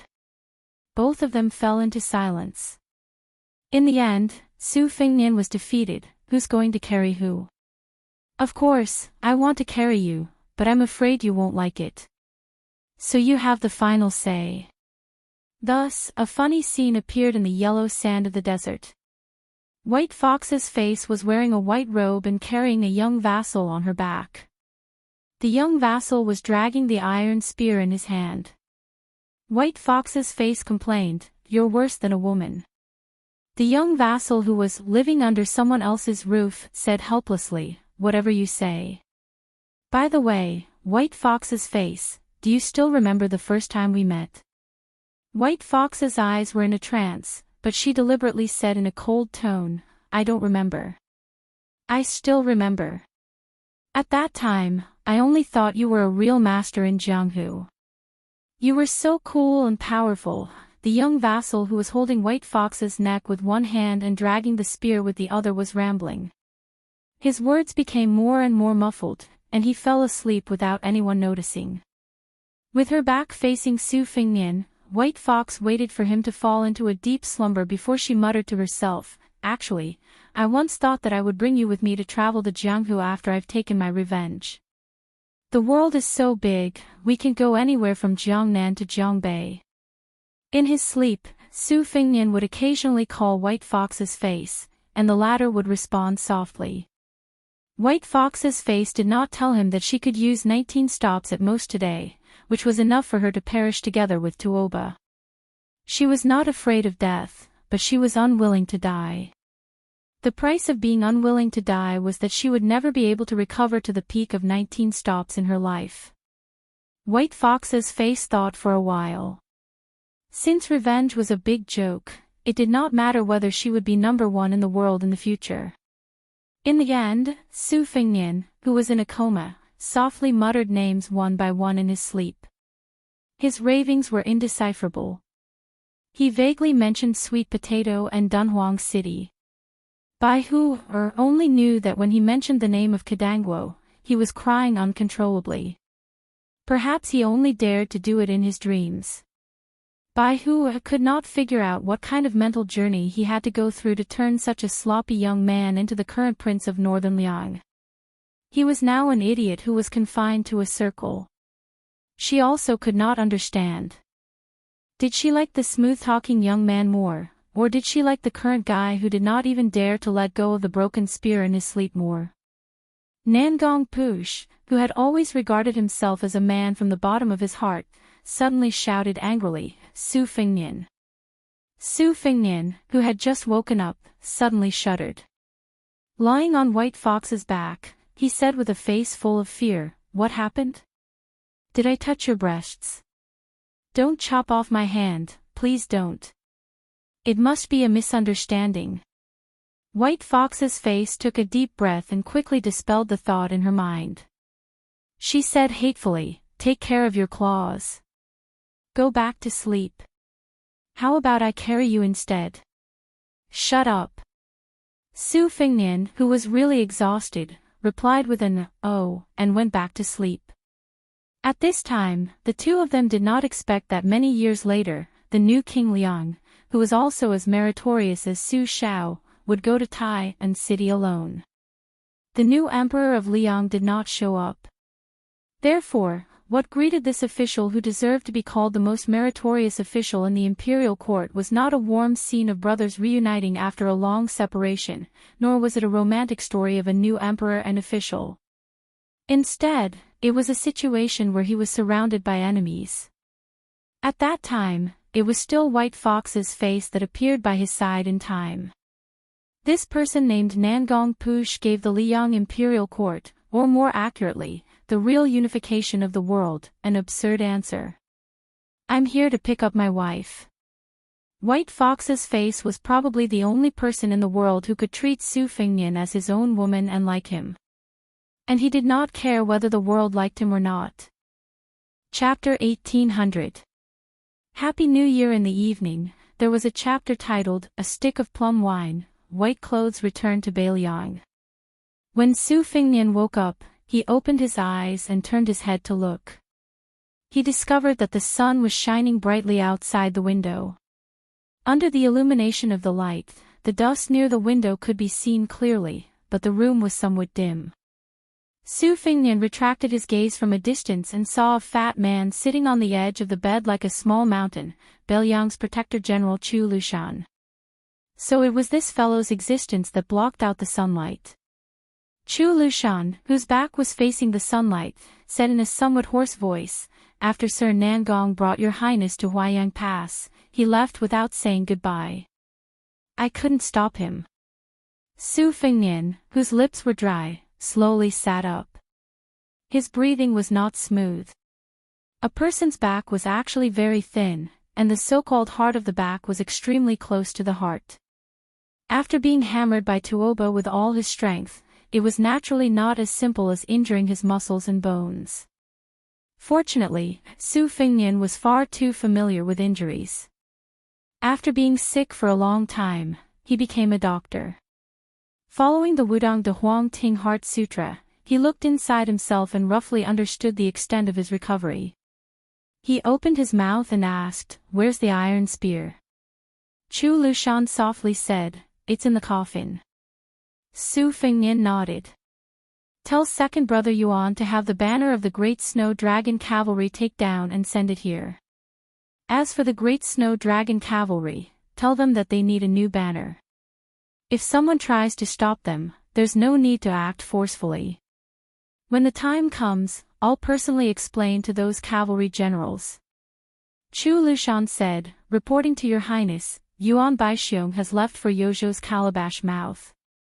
As for the matter of changing the banner, your highness need not worry too much. Old Qi was originally an old member of the Great Snow Dragon Cavalry. Now that the spy report of Old Qi's death in battle has already spread throughout the border army, I believe that no one will say anything." Su Fengnian crossed his hands over his abdomen, not looking at Chu Lushan. "If I had arrived at the Longyan Plains a moment earlier, I wouldn't have died." Chu Lushan shook his head. In that case, if the Protectorate General did not accept the suggestion of the 3 White Horse crossbowmen, would Sun Ji and Wei Mushing not have to die? The battlefield was constantly changing. Life and death could not be blamed on others. There were not so many ifs. So what if he's dead? So what if he died? It was a very understatement. Su Fengnian turned his head to look at this notorious man. The Su family had dominated the Northwest for 20 years. What else could it be if it wasn't a military town? Chu Lushan had a notorious record and held a high position in Beiliang. The historians of the future would certainly not be stingy with their penmanship to condemn him. Perhaps his name would be even more infamous than Su Fengnian, the leader of the Beiliang cavalry. Su Fengnian was not infuriated by Chu Lushan's heartless words. It was not only because Lu Qiu, the adopted son of Butcher, was fated to be a part of Beiliang's honor and disgrace. It was also because Su Xiao and Li Shan believed that this man's talent in military strategy was closest to Qin Jibao's and that he was a true candidate for the Marshal of Beiliang. One could even say that if not for Chu Lushan's public flattery, the young men of the Beiliang frontier army would have leaned toward Qin Jibao. The succession of Su Fengnian would not have been easy, and even more blood would have been spilled. One Huaihua great General Zhong Hongwu would have been far from enough. But the true reason Su Fengnian had chosen to remain silent was because this man before him was as imposing as a mountain. He had once led his cavalry to conquer Shu, had once turned the tide in the First Battle of Beimang, and had even personally led his 8,000 Yelluo cavalry to stifle Dong Zhuo's plans. Thus, this man surnamed Chu, who had spent nearly 30 years on the battlefield, had far more right to speak on the battlefield than Su Fengnian, even if Su Fengnian was a Grand Master of Martial Arts Evaluation, even if Su Fengnian was the king of Beiliang. Chu Lushan clenched his fists and rested them on his knees. Parting in life and death, all good things must come to an end. Su Fengnian's lips twitched, a dazed look in his eyes as if he was thinking about the 300,000 steels behind Mount Qingliang. There's no need to comfort me. I know that those names carved on these steels all have loved ones, just like Qi Danghua. So no matter who dies, there will be people who will grieve. It's not necessarily me, Su Fengnian, who grieves the most. Su Fengnian paused for a moment. But when I think about how I'll write so many couplets and so many spring characters, just like in previous years, but the person who asked me for them every year is no longer here. Even if I wanted to give them away, I wouldn't be able to, and my heart would feel a little empty. Su Fengnian raised his head. Before my second journey through the Jianghu, Su Xiao took me to the bottom of Tide Listening Pavilion and saw that there were many memorial tablets there. At the time, I didn't quite understand Su Xiao's feelings, but I do now. In truth, when Lu Jinu and Chu Hanqing of Huda City died, I somewhat understood. Chu Lushan quietly listened to the young lord's soliloquy without any expression. Su Fengnian got out of bed and staggered. Chu Lushan wanted to support him, but Su Fengnian smiled and waved his hand. Chu Lushan didn't insist. Chu Lushan led Su Fengnian to a secluded courtyard not far away and stepped into the inner room. When he saw the cypress coffin, Chu Lushan took a few steps closer and said with a smile, "We couldn't find the best Nanmu in Huayang Pass, so we could only let old Qi sleep with it." Fortunately, old Qi was never a particular person in his life. I still remember that in the Western Wall, this guy could sleep with corpses as pillows. We went to find him several times, but it didn't work. Later, when we got to the northwest, Wang Fei had to help old Qi arrange the residences for the 6 of us. She was afraid that old Qi would find a house the size of a sparrow's nest to fool her. Later, when he got married, Wang Fei was the matchmaker. Old Qi Lu agreed without hesitation. He probably saw his wife's face for the first time on the day of the wedding when the red veil was unveiled. Fortunately, old Qi had a good life these years. He had been a military commandant for more than 10 years, a 4th-grade official the size of a sesame seed, but he had never complained about anything. If it were me, I would have gone to my adoptive father and Wang Fei to make a scene. Chu Lushan suddenly patted the coffin lid heavily. Old Qi, don't sleep, Wang Ye is here to see you. Su Fengnian stared at Chu Lushan. The latter smiled bitterly, retracted his hand, and glanced at the coffin. Chu Lushan whispered, sleep, sleep, old Qi, your sleepiness is stronger than the sky. Even thunder can't wake you up. Only the words when there is a war, carry the big banner, are the most useful. Su Fengnian stood by the coffin and looked outside the room. The sunlight spilled over the ground of the courtyard, covering it in a layer of gold. He softly asked, what's the situation north of Hudi's city in Liuzhou? When it came to important military matters, Beiliang Protector General Chu Lushan was much more solemn. He sternly said, in this battle on the Dragon Eye Plains, Beimang suffered heavy casualties, losing all of its elite scouts, including Wei Lanzi and Heihu Lanzi. As a result, the central army led by Dong Zhuo and Murong Baoding was blinded. Of the 8,000 Dong clan cavalry, only 1,000 or so returned. Of the 6,000 Ruren cavalry, only around 2,000 remained. The main reason is that after Hong Jingyan's death, the Ruren cavalry was leaderless. It will probably be quickly carved up by the various factions of Beimang. An unorganized cavalry army cannot be considered a fighting force. Most importantly, after the Dong clan cavalry and the Ruren cavalry were destroyed, the flexibility of Beimang's central army was greatly reduced. On the other hand, in Beiliang, Yuan Nanting's white feather light cavalry has been preserved well. It's just a pity that old Qi's iron stupa. Chu Lushan hesitated. The deputy general of the iron stupa, Ningame, has been ordered by old Qi to remain in the encampment around Qingyuan army town. She only has a few hundred soldiers. Even if we add in the remaining cavalry on the Longyan plains, they only have 2,000 cavalry. With the war at hand, it is not suitable to transfer soldiers from He Zhonghu and Zhou Kang's left and right cavalry. Otherwise, the two generals who have been suppressing their anger would really rebel. In this way, it will be very difficult for the Iron Stupa to fight alone in the Second War. This is not good news. After all, the Iron Stupa is a precious cavalry force. On the battlefield, 2,000 and 4,000 are not the same concepts. Chapter 1801. Seeing Su Fengnian's contemplative expression, Chu Lushan continued, according to current intelligence reports, Dong Zhuo and Murong Baoding have both chosen to bide their time. This is within reason. The anger of the old woman of Beimang is enough to make them suffer. As for Liuzhou, everything is going according to plan. The only variable is that the Deputy General of the Western Front, Zhong Tan, has gone missing. Huang Songpu's 170,000 or 180,000 elites of the Southern Court have chosen the same route as when Lu Gui attacked Qingcang City. Now, it all depends on whether or not Ko Jianghuai's attack has the ability to make Huang Songpu lose his sense of propriety.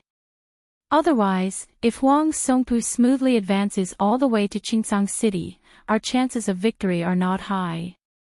The Battle of Liuzhou can only be fought outside of Qingcang City. Su Fengnian suddenly said, I will have 800 white horse soldiers enter the Iron Stupa. Starting from me, I will have all fourth-rank generals and above send out a portion of their personal guards. I want the Iron Stupa to recover to 4,000 men within a month. Then, they will follow Yu Wandao's Yuzhou cavalry into the battlefield of Liuzhou. Chu Lushan paused. He crossed his fingers and placed them on his abdomen. Narrowing his eyes, he carefully considered the pros and cons. Su Fengnian walked to the door. Before Xia Shibian left Liangzhou, he made a suggestion to me. However, the risk is too great. Moreover, for all of Liangzhou's border army cavalry, it means a great number of casualties. Most importantly, this kind of loss may not be something that Beimang can bear. Chu Lushan asked curiously, oh. Su Fengnian laughed self-deprecatingly. Fortunately, Xie Shibian also said that he would personally go to the border of Liuzhou and asked me to wait for a month. He also said that perhaps by then, he would overturn that suggestion himself. Chu Lushan laughed. Actually, when Your Highness made the decision to secretly send 10,000 Yuzhou cavalry into Liuzhou, you already approved of Xie Shibian's strategy of Liuzhou, right? Su Fengnian nodded. I think it's better to take a big gamble than to wait helplessly for Beimang to push forward. Chu Lushan leaned against the door and sighed inexplicably. To choose double walls, Ko Jianghuai, Xie Shibian, and Yul Wandao, 3 young foreigners. Su Fengnian's face darkened. Isn't that too rash? Chu Lushan gave a vague answer, it's hard to say. Su Fengnian did not leave the courtyard. Instead, he sat on the doorstep. Chu Lushan looked a little embarrassed. He didn't know whether to sit or stand. After all, the threshold was only a small space. With his body size, he estimated that if he sat down, the young king would be squeezed out. So, he had to think of a compromise. After crossing the threshold, he sat on the doorstep. Su Fengnian asked, Lu Qiu'er, if Xie Shibian really did what he said, would your group of Beiliang elders be angry? Chu Lushan, who had his back to the young vassal king, didn't answer the question. I remember that under Li Yishan's plan, the local forces in Beiliang were turned upside down and moved to what is now Liuzhou as a sinner. The Su family army finally took root in this strange land and gained a firm foothold. At that time, there was a celebratory feast on Mount Qingliang. At that time, His Highness looked at all the generals in the hall and drank until he was dead drunk. For some reason, he said something that didn't fit the occasion. The general idea was that if the Su family wanted to rule Beiliang for a long time, it wasn't enough to rely on war swords alone. Internally, they also needed to provide a stable life for the people under their jurisdiction. The Su family army couldn't be on horseback for the rest of their lives. After getting off the horse, in addition to enjoying life, they also needed to work hard to govern Beiliang. Chu Lushan raised his head to look at the blue sky. It was also from that time that many martial artists left the army, like Lin Dofang and Hu Kuei. There were also many literati who flourished in the officialdom, like Li Gongda and Yan Jieshi. However, adoptive father was still worried in private. He felt that it was because his reputation was too bad that Beiliang had abducted scholars who couldn't come to study abroad. He felt that it would be very difficult for Wang Yi to inherit the position. At that time, he had probably just chatted with Teacher Li. For the first time, Wang Yi spoke of the scholarly principle that flowing water does not rot and the pivot does not decay. After he finished speaking, he deliberately looked at us foster sons with a straight face. Yao Jian and Yi Shizhen, these 2 old pedants, couldn't hold back their laughter. As for me, I naturally hurried to flatter Wang Yi. Old Qi was the most simple-minded. He asked adoptive father what he meant and made adoptive father very happy. He then repeated what Teacher Li had explained to him, making adoptive father very happy. So, the one-track-minded old Qi is the one who is truly foolish and blessed. Chu Lushan's tone was calm as he said, Wang Fei has a bodhisattva's heart.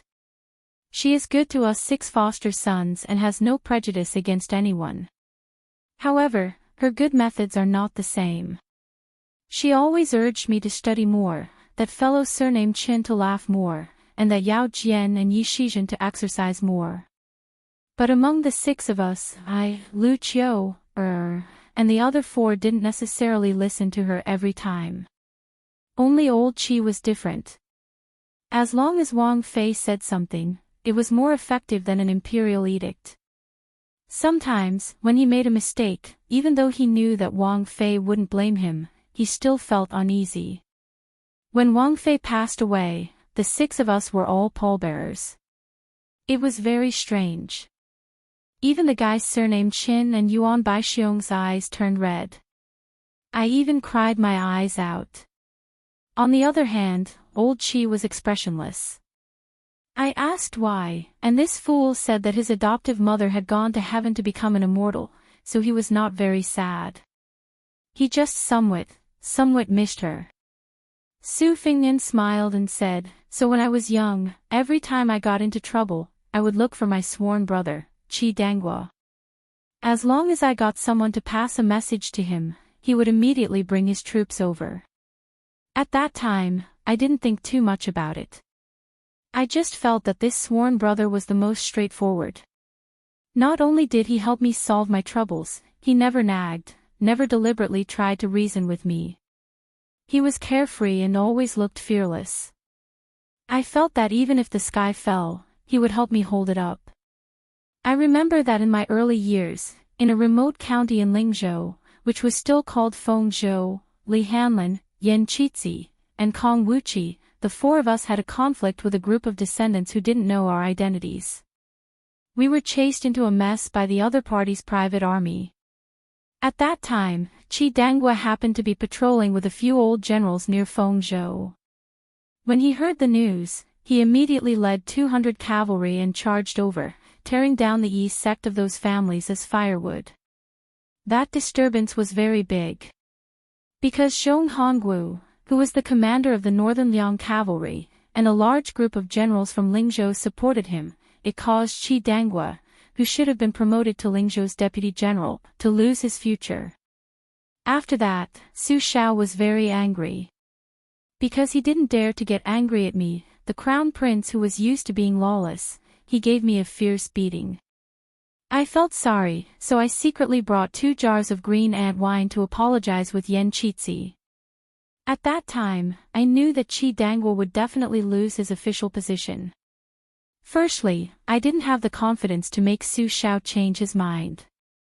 Secondly, at that time, who in the Northern Liang army was willing to listen to me?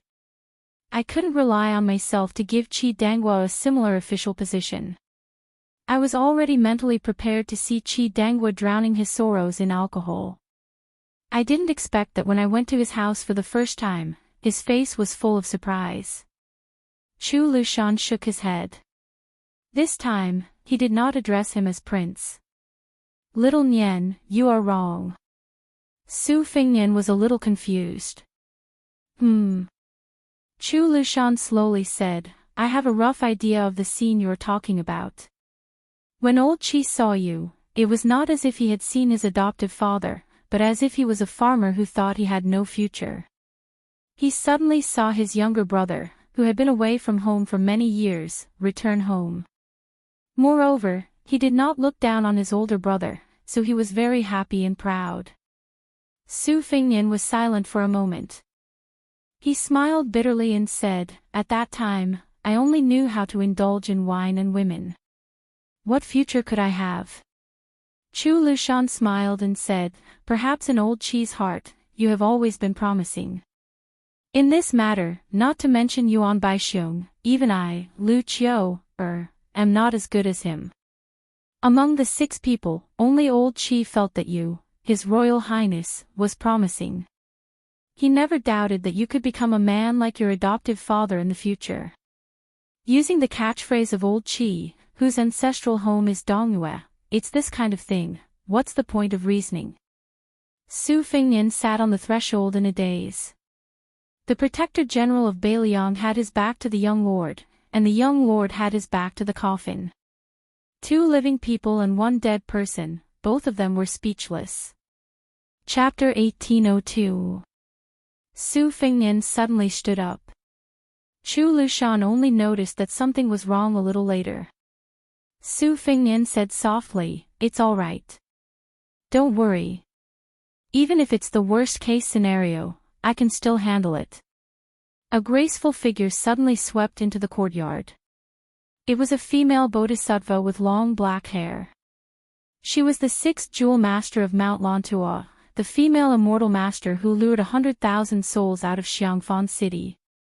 However, the current scene was a little shocking. This Western Region Grandmaster's robe was stained with blood and her face was pale. When she saw Su Fingnian and Chu Lushan, she said sadly, there's a guy called Zhong Tan who brought the Beimang Emperor's imperial edict up Mount Lantua. With the help of both the inside and outside, I was able to escape because both of you risked your lives. I believe that there will soon be an imperial edict issued to the thousands of monk soldiers in Liuzhou, asking them to return to Mount Lantuo. Su Fengnian, you better be prepared. Even if you manage to keep the monk soldiers in Liuzhou, I'm afraid you'll only leave behind a hidden danger. Su Fengnian and Chu Lushan looked at each other. Their hearts were heavy. The victory brought by the Dragon Eye Plains had been returned so quickly at Mount Lantuo. Mount Lantuo had a total of 20,000 monk soldiers. Although it was not the kind of force that could make the final decision in the Battle of Liangmang, it was still a difference of 40,000 men. Beimang, which had a strong military force, could withstand the fall of Mount Lantuo to Beiliang, not to mention the 20,000 extra men that appeared out of nowhere to restrain the two towns of Linyao and Fengxiang. More importantly, with Huang Songpu's army on the left and right, it was enough to suppress Liuzhou. For Beiliang, who was already at a disadvantage in terms of military strength, it was like adding fuel to the fire. Su Fengnian stood up and asked, "What's the general process?" Zhong Tan was able to convince the dozens of eminent monks in Mount Lantuo with just a single imperial edict from Beimang. Even if there is a spy, Mount Lantuo should continue to waver and observe for a while. The Bodhisattva of 6 pearls clutched his chest. Not only did the imperial edict name several gurus as Beimang's national teachers, but it also promised that Beimang would treat the inheritance of Mount Lantuo as the foundation of a country and help Mount Lantuo promote Buddhism so that it would be on an equal footing with Taoism's sect. In the future, they would share the power of Buddhism in the Central Plains. At the same time, Zhong Tan ascended Mount Lantuo by himself. One had to know that there were 10,000 Beimang cavalry at the foot of the mountain. If he agreed, the host and guest would be happy. If he didn't, then after Zhong Tan's death, both sides would perish together. Su Fengnian, do you think Mount Lantuo will agree?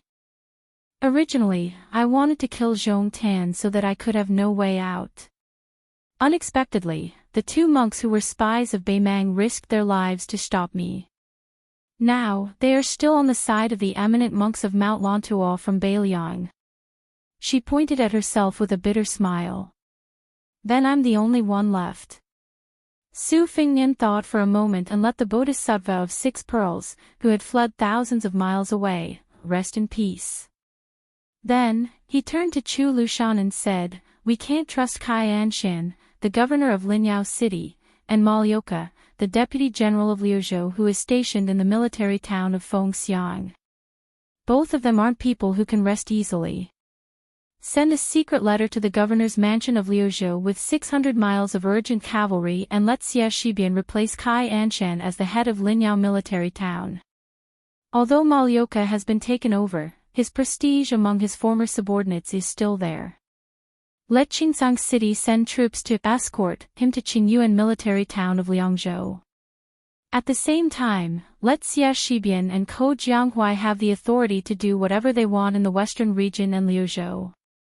Chu Lushan nodded and said, "Apart from that, Yu Wandao's 10,000 secluded cavalry is not enough to rush to Liuzhou. Even with Ning Amei's 4,000 iron stupas, it's still the same. I'm afraid we'll have to let Shifu, the new general of Liangzhou, take action." Su Fengnian was a little helpless. If that's the case, Xie Shibian's suggestion will temporarily become a major strategy for Beiliang. Chu Lushan smiled and said, "Fighting on the battlefield is not an imperial examination. Cramming at the last minute is often very useful." The Bodhisattva of 6 pearls was not in a hurry to leave the small courtyard. She listened to the two's undisguised conversation as if she was listening to a heavenly book. Su Fengnian had Chu Lushan bring the Bodhisattva of 6 pearls to a secluded place to recuperate while he stayed in the small courtyard alone. Then, a familiar white robe appeared at the door. It was the face of White Fox who had returned. Her hands were pressed on the embroidered winter-spring thunder at her waist. Although her expression was indifferent, there was no doubt that she was facing a great enemy.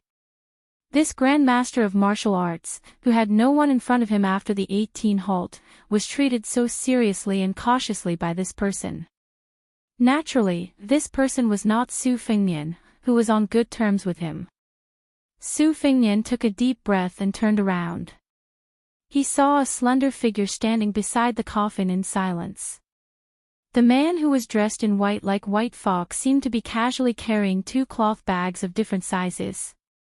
One of them contained the shaft of a spear, the other the head of the spear.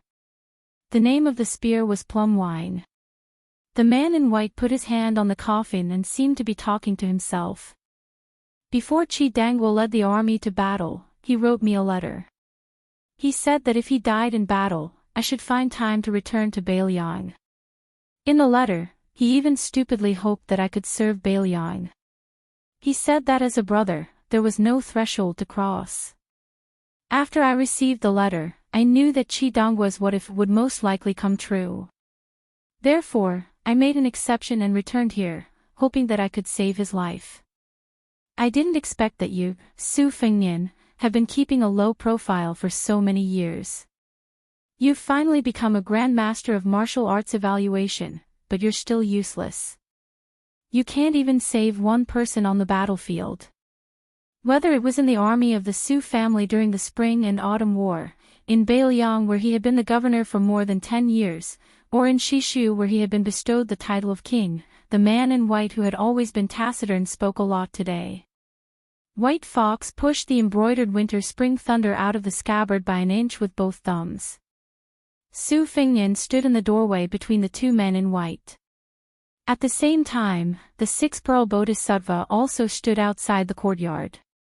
The entire Huayang Pass also began to move. The clanking of iron armor resounded through the streets. Chen Jibao, who had returned to Beiliang with the plum wine, turned around and asked directly, "Who killed Qi Dangguo?" Su Fengnian answered, "Hong Jingyan." Chen Jibao asked in return, "Did Tuoba attack Qi Dangguo?" Su Fengnian did not continue to answer. He and the war sage in white who had submitted to the Liang imperial court did not have much to talk about. It was the same when the war sage in white sent his royal highness away from Liangzhou. It was the same when they met again on the Guangling River. Chu Lushan strode into the small courtyard under the escort of a dense mass of armored soldiers. He walked up to Su Fengnian's side and tossed the pot of wine in his hand high into the air. He said exasperatedly, "Chen, stop making sarcastic remarks here. Drink for old Qi and get the hell out of here."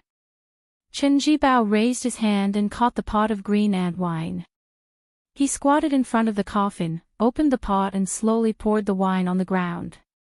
No one knew that the person who Chen Jibao truly regarded as a friend and a brother in this life was not Yuan Zuozong, who was also Su Zhao's adopted son and was famous in the Central Plains, nor was it Chu Lushan, who was evil but overflowing with talent, nor was it Shi Fu, the current general of Liangzhou who had highly praised him.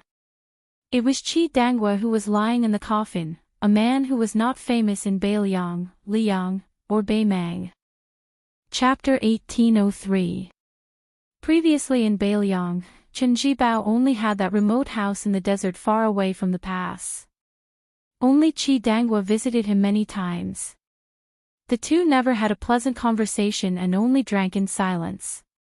Qi Dangguo drank jug after jug. Chen Jibao, who never liked drinking, accompanied him to drink a few cups. Every time Chen Jibao returned to the capital of Liangzhou, he would almost never stay at the prince's mansion on Mount Qingliang. Instead, he would stay at the residence in Qidong State. Even if Yao Jian and Yi Shizhen invited him to stay, he could not do so.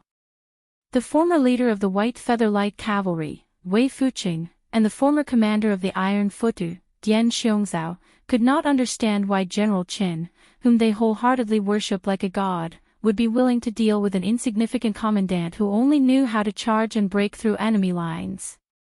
Even when they were drinking in private in the Qi residence, General Qin was not angry at all and only revealed a somewhat helpless smile. The two generals who followed the white-clothed military sage to Shu clearly remembered one New Year's morning when General Qin, who was staying in the Qi residence, was woken up early in the morning by Qi Dangguo. General Qin was dragged along to put up Spring Festival couplets and the character Fu. General Qin had no choice but to follow along. Wei Fuqing and Dian Xiongzhao were so angry that they almost fell out with Qi Dangguo on the spot. In their opinion, General Qin was willing to stay in the Qi residence and actually dared to ask for a yard after getting an inch. If this was not asking for a beating, then what was? But for some reason, General Qin did not feel the slightest bit strange in the face of Qi Dangguo, who would patiently say, "Good," every time he put up a couplet and a character, Fu. He only reminded General Qin when the couplets were crooked.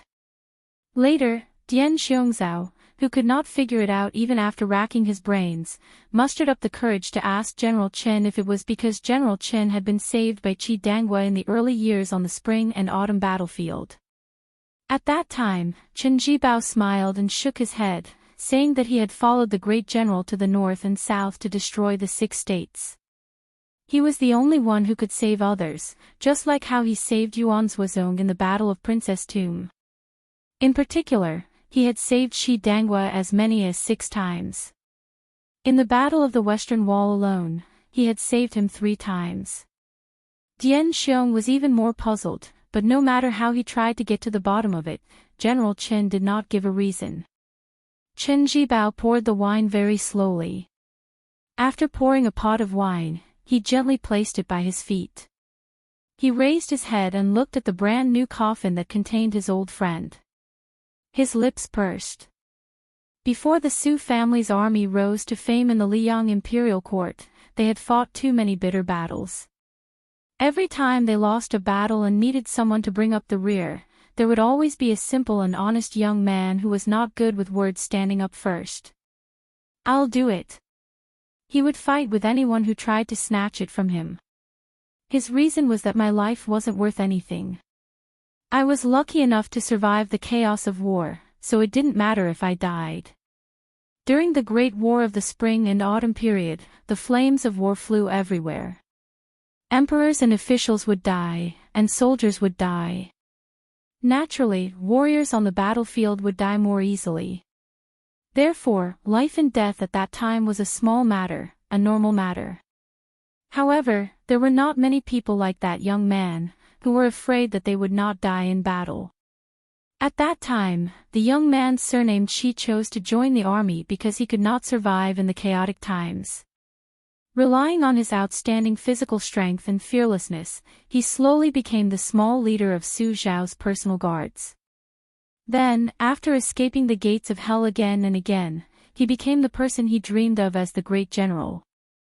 After Liang became the ruler of the world, the general of the Su family army entered Tai and city grandly.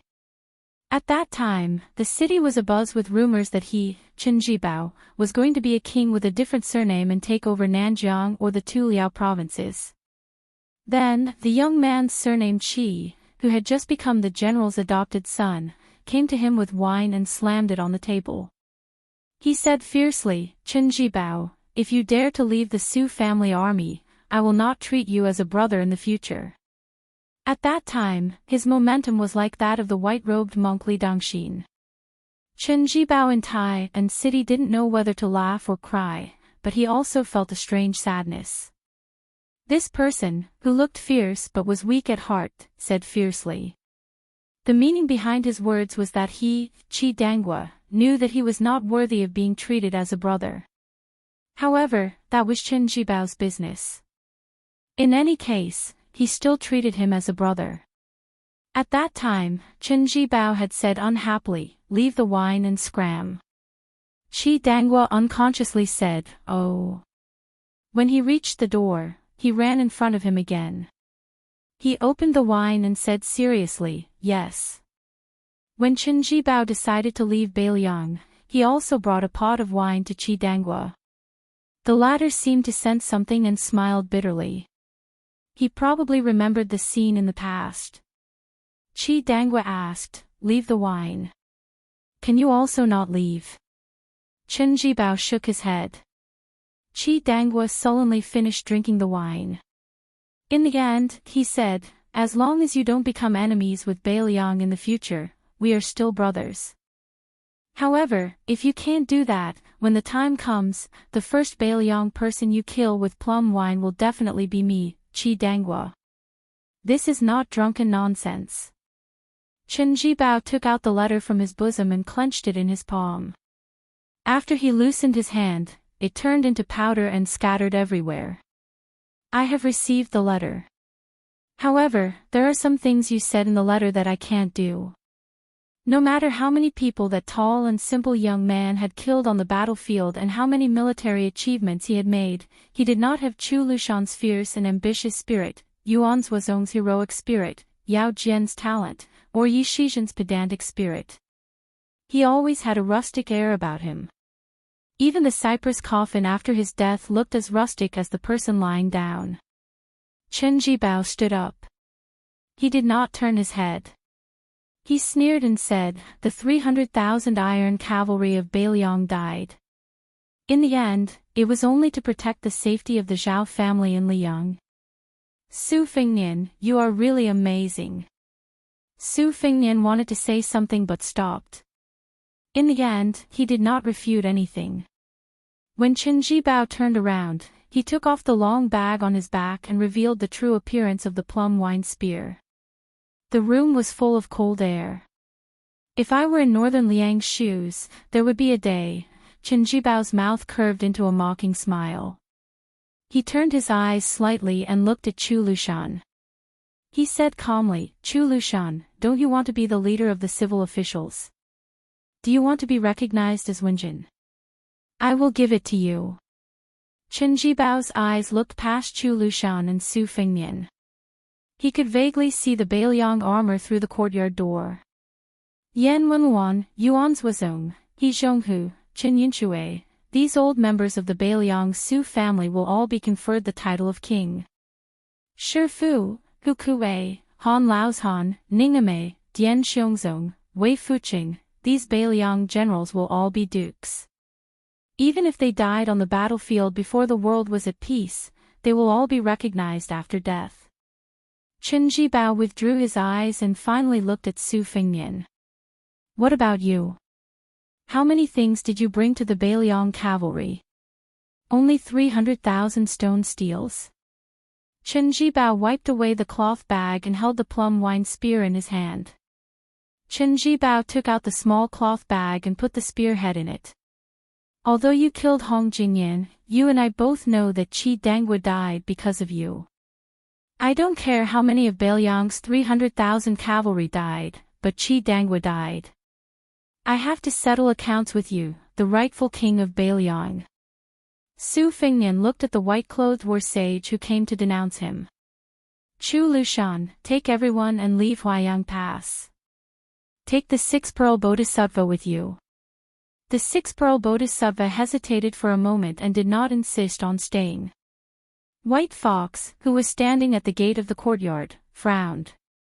I'll stay, but I won't get involved. Su Fengnian shook his head. You go too. There's no room for discussion. The king of Shu, who held the plum wine in his hand, was indifferent.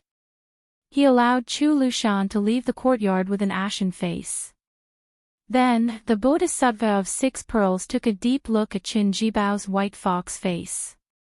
Chen Jibao, who didn't immediately take action, seemed to be waiting for Chu Lushan to leave Huayang Pass with the troops. He asked with a smile, about half an hour later, you will die. Do you have any last words? Su Fengnian began to close his eyes to rest, waiting for the last Beiliang frontier army to leave Huayang Pass. Chen Jibao didn't speak anymore, letting the king in front of him adjust his qi. He narrowed his eyes and thought far away. The young King Liang was still wearing the boots with the badly worn soles. King of Shu, who had come all the way from Guangling Road to Liangzhou Pass, was not much better. There was a prophecy that was passed down in the imperial court. Beiliang in western Shu was like a rat eating grain, and the flood dragon in white was killed. Chapter 1804. Half an hour later, the thousands of soldiers in the Huaiyang Pass had all retreated from the Huaiyang Pass. It was enough to show the order of the Beiliang Frontier Army and Qin Jibao's insight into military affairs. White Fox was the last to leave the city with Chu Lushan. Suddenly, she turned her horse around and pulled out the embroidered winter and spring thunder sabers hanging from her waist. She threw them high into the air and into the city. In the small courtyard, Su Fengnian walked down the steps. Chen Jibao slowly walked out of the house where the coffin was placed. Standing on the steps, the tip of the plum wine spear in his hand turned from green to purple in an instant. In the face of Su Fengnian, a martial arts grandmaster who was almost at the top of the martial arts world, even if he was seriously injured, no matter how arrogant Chen Jibao, who now had the luck of Shishu, was, he still would not underestimate him. Chen Jibao casually thrust his spear forward. For some reason, it did not have the majestic aura that could swallow mountains and rivers that ordinary people imagined. The plum wine overflowing with purple qi pierced through Su Fengnian's chest. Chen Jibao's wrist trembled slightly, and the originally taut spear body suddenly bent like a bow, shooting towards Su Fengnian's chest. This was the arc character of the Spear Immortal King embroidery forward formula.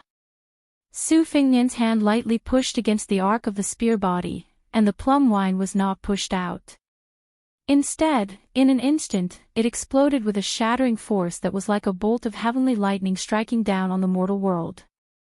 Su Fengnian's open palm turned into a bent finger, and his figure slowly retreated. He leisurely strolled in the courtyard, and pointed his finger, enlightening the hidden force of the Spear Immortal King embroidery, one by one. Suddenly, Su Fengnian's body seemed to be hit by a heavy hammer. His feet did not leave the ground and slid backward. He finally stopped at the moment when he was about to lean against the high wall of the small courtyard. Perhaps the back of his clothes was only a thin line away from the wall. Su Fengnian swallowed a mouthful of blood and gently waved his sleeves, forcibly suppressing the turbulent qi inside his body. After suffering a moderate loss, Su Fengnian gently exhaled a mouthful of turbid qi. He looked at the king of Shu in white, who did not take advantage of the victory to pursue after the spear strike. It was very strange. This person's qi flow was not outstanding, only 500 or 600 li. Not to mention that he could not compare with Chao Chongqing, Dong Tai, and the others who could easily reach 700 or 800 li. Not to mention that Li Chungang had broken through 2,600 armor with one sword strike during the battle at the Guangling River, crossing the 1,000 li distance that Ancestor Lu praised as the threshold of the celestial being. In terms of qi flow, perhaps Chen Jibao could not compare with Xianyuan Qingfeng, who was like the sun in the midday sky in the Central Plains. Since ancient times, the way of the sword had been a battle of will and power. It was the same for the martial arts in the world. However, no one could deny the importance of continuous qi flow. It was almost the foundation of a martial artist in the Jianghu. However, even though Chen Jibao's qi flow was not outstanding, he was still able to integrate Wang Xiu's 4 words formula into his spear strike. It seemed that he had only used 30 to 40% of his strength, yet he was able to display a very elegant and relaxed style. Chen Jibao, who had gained the upper hand in one move, said indifferently, "This spear strike is for the 300,000 cavalrymen of Beiliang. Those Beiliang frontier army whose names have been engraved on the stone tablet should not have died so sullenly." Su Fengnian did not engage in any argument with Chen Jibao. He slowly gathered his strength. In the previous battle at Guangling River, Su Fengnian had already experienced Chen Jibao's plum wine. Moreover, the great grandmaster of spring and autumn, Wang Xiu, who had taught Chen Jibao his spear techniques, was originally from Beiliang. Furthermore, his 2 junior brothers, Su Yanbing and Han Laozhan, had served the Su family for many years. Logically speaking, Su Fengnian should be in a favorable position. Moreover, he was already well versed in the various martial arts in the world. Even if Wang Xiu's spear technique could not be said to have reached the pinnacle, he should still have a deep understanding of its essence. However, once he faced Chen Jibao's elusive plum wine, he always had an inexplicable feeling that he was powerless. Even if Su Fengnian was stronger in terms of realm, when he truly attacked, it was very difficult for him to exert 10% of his strength. It should be known that when Su Fengnian faced Wang Xianji, who was known to have defeated 9 people in the martial arts assessment, he was able to exert 12% of his strength. When he fought with Tu Oba in the western region for thousands of miles, he could be said to have exerted his full strength from beginning to end. Now that Su Fengnian had been severely injured by Tu Oba, it was increasingly difficult for him to deal with the plum wine. However, no matter how perilous the situation was, Su Fengnian did not complain at all. He did not resent Chen Jibao for taking advantage of the situation. This was just like the difficult situation Beiliang was in now. Since the general trend of the world was like this, if they wanted to survive, they had to ignore whether or not the Beimang army's methods in the Liang temple were not open and aboveboard. In fact, it was not up to Beiliang to care about these things. As the old saying goes, do your best and leave the rest to heaven's will. Su Fengnian had always firmly believed that whether he listened to heaven's will or not, or whether heaven's will was good or bad, was secondary. What he had to do was to do his best and never give up before he felt that he had done his best. At this time, the embroidered winter and spring thunder sabers fell into a small courtyard outside Huaiyang Pass. Su Fengnian did not move, allowing the sabers to stick into the courtyard. Chen Jibao did not stop the 2 famous sabers from falling either. Only the tip of his spear trembled slightly, and the purple cloud swayed slightly. It was not that Su Fengnian did not want to take on the embroidered winter and spring thunder sabers, but he could not. Chen Jibao made his move again, sweeping to a place about a spear's distance away from Su Fengnian, who was standing in the corner. However, in the next moment, although Su Fengnian did not move at all, Chen Jibao's swift and violent spear pierced into Su Fengnian's left side a few steps away. The plum wine was lightly pressed against the wall, and did not touch it until it reached a certain point. Su Fengnian's clothes were cut horizontally across his chest, and blood gradually seeped out. Su Fengnian frowned. Chen Jibao's spear was very fast. It was originally a straight thrust, but it was not so fast that Su Fengnian could not dodge it. Therefore, Su Fengnian only took 3 steps forward, but the tip of the plum wine spear appeared in front of his chest in an instant. Therefore, when Su Fengnian returned to his original position, his clothes were still cut by the not-so-sharp tip of the spear. Chen Jibao slowly withdrew the plum wine. The secluded courtyard's door was not closed, and a gentle breeze brushed past his face. There was a jujube tree in the corner of the courtyard, and it was laden with fruits. Jujubes alternating between green and red hung from its branches. Whenever the autumn wind arrived in the northwest, almost every family in Beiliang would buy and eat jujubes. Even the physically weak children could easily shake them. Some married women who had not yet given birth, according to custom, would even stand under the jujube tree and have the younger generation of their family pick the slender branches of the jujube tree. They would shake them vigorously, and let the red jujubes fall on their heads, symbolizing the early birth of a child. On that unremarkable jujube tree, a jujube suddenly silently left the branch, bumping into the branches and other jujubes below, and then falling to the ground. Su Fengnian made an unimaginable movement. His hands were inserted into his sleeves, and he adopted a posture as if he was waiting for death. His face was somewhat pale as he looked at Chen Jibao. After the jujube tree, which was even more unremarkable than the jujube tree, gently fell to the ground, it actually exploded with a bang. The plum wine in Chen Jibao's hand seemed as if it had been struck by an invisible flying sword. Thunder fell in the mortal world and reverberated in the heavens. This was the divine intent of Gu Jintang's ultimate skill, the Thunder Core. However, the wrist that controlled all things to become a flying sword, and the realm where the heart and the sword moved was the root of the Wu family's sword path. After the first jujube left the branch and fell to the ground, the jujubes suddenly fell like rain, one after another rapidly falling to the ground. Some exploded with a dull sound, while others fell to the ground quietly. Circle after circle of ripples of varying heights surged out from Qinjibao's surroundings, and it was like countless pebbles were smashed onto a calm lake. The profound scene was like lotus flowers blooming out of thin air on a piece of snow-white paper under the hand of an immortal. Qinjibao closed his eyes and held the plum wine tightly. Even if the ripples were 3 feet above his head, he still did not dodge, let alone use his spear to break the stalemate. A ring of ripples spread slightly in the air just an inch above his shoulder. Qinjibao was waiting, patiently waiting for Su Fengnian's killer move, waiting for the moment when Su Fengnian had the intention to kill. As for the seemingly mysterious ripples, they were nothing but a smokescreen. For Qinjibao's plum wine, there was no such thing as a flawless first move in the world. He was confident that he could defeat Dong Tai, who was said to be unparalleled in the world, with one spear strike. Therefore, no matter who he was fighting, he was in an invincible position, let alone this young vassal king who was at the end of his rope. Some of the ripples, carelessly, swayed far away from Qinjibao. When all the jujubes fell to the ground, Su Fengnian's sleeves moved slightly, and small and exquisite flying swords quietly hovered in front of him.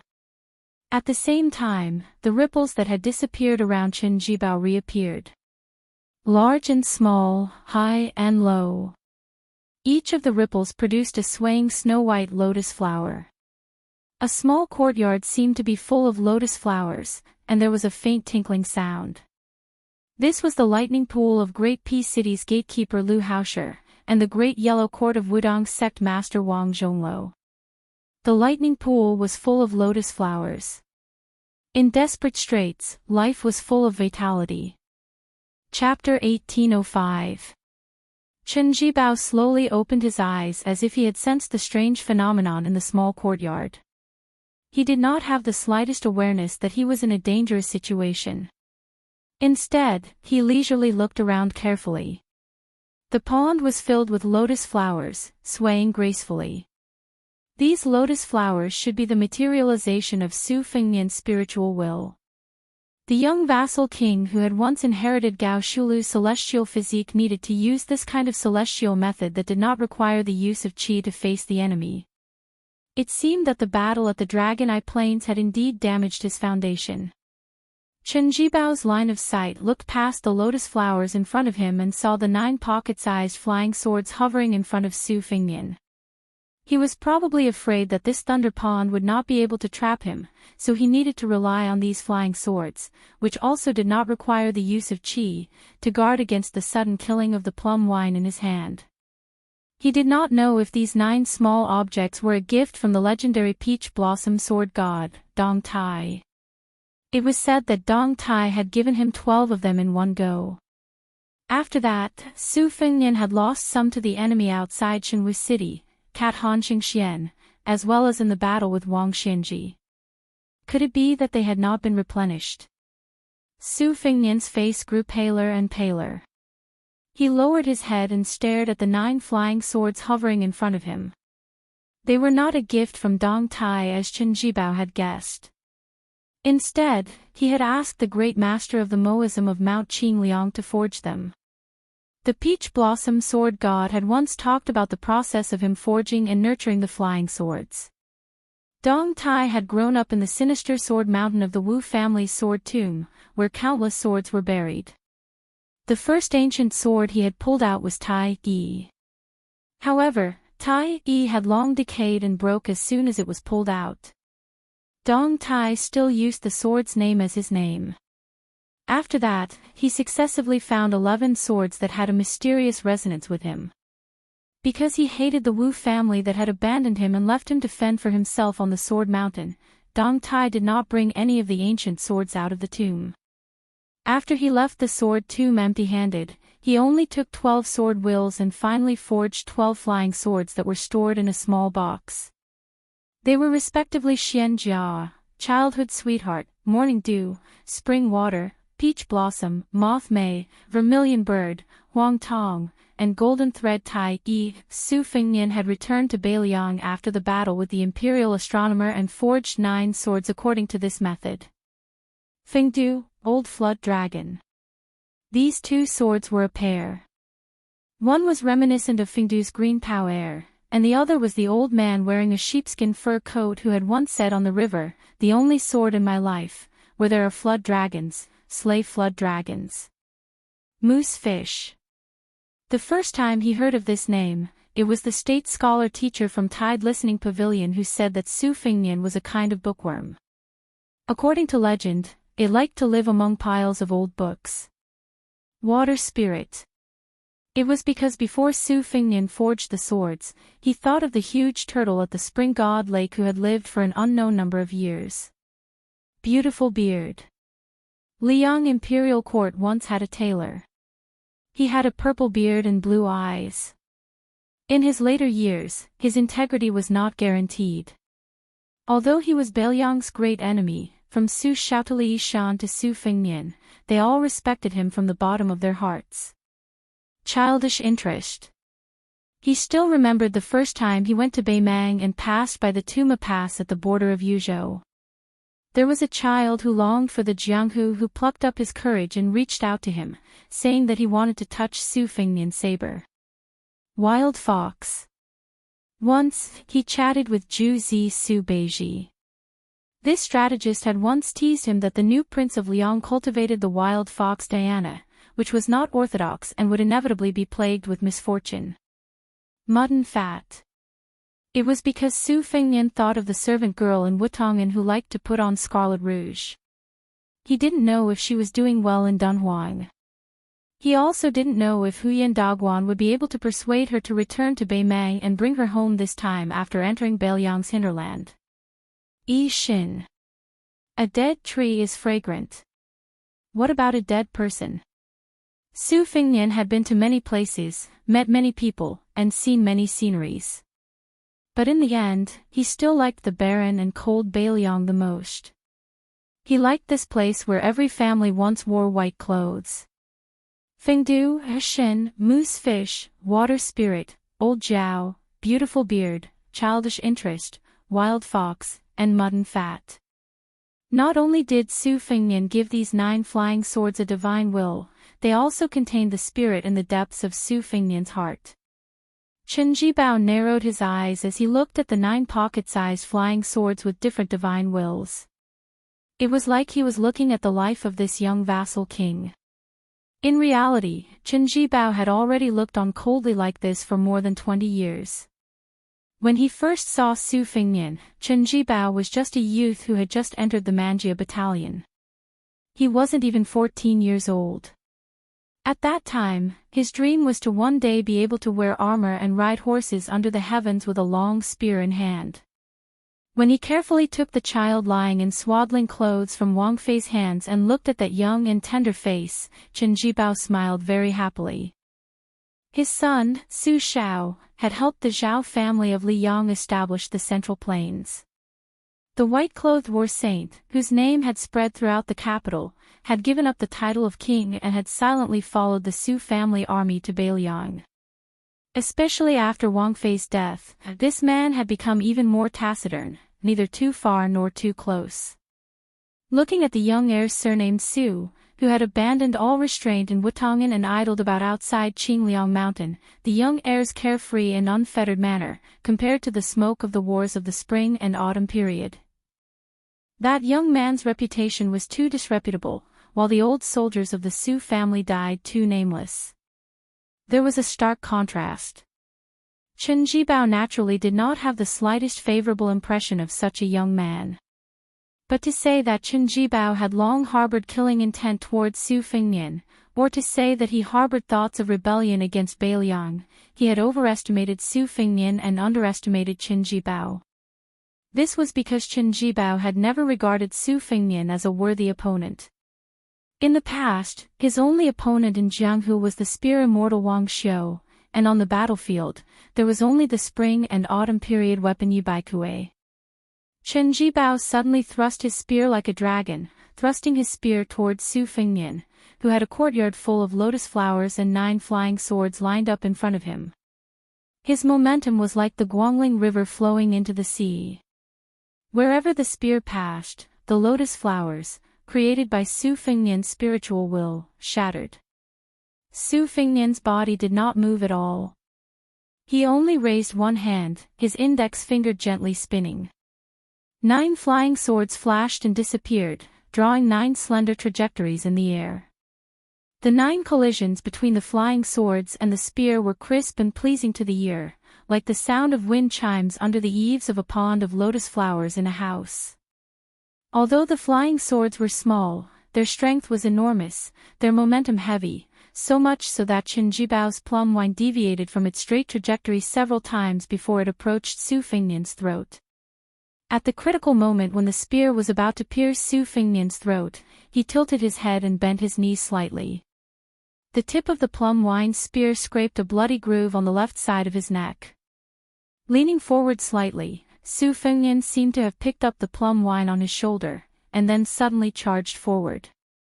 Chen Jibao's wrist trembled, and the plum wine pressed down.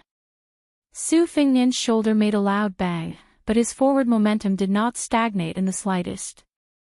Chen Jibao's wrist swayed slightly to the right, and the plum wine that smashed into Su Fengnian's shoulder seemed to have the power to sweep away an army of 1,000 soldiers. Su Fengnian, who continued to charge forward, fell to the right, but did not fall, just in time to avoid the plum wine that was trying to cut off his head. All of this happened in the blink of an eye. The difference of a hair's breadth was the difference between life and death. Su Fengnian raised his elbow to block the plum wine, preventing the spear from changing its move. Then, he sent a palm strike toward Chen Jibao, who had left a large gap in front of him. Chen Jibao looked as if Su Fengnian was about to close in on him, but he didn't withdraw his spear or retreat, nor did he intend to use the plum wine to change his moves. He directly exchanged a punch and a palm with Su Fengnian. Chapter 1806. Su Fengnian's palm struck Chen Jibao's forehead, while Chen Jibao's fist smashed into Su Fengnian's forehead between his eyebrows. Both of their bodies swayed, trying their best to stabilize their bodies.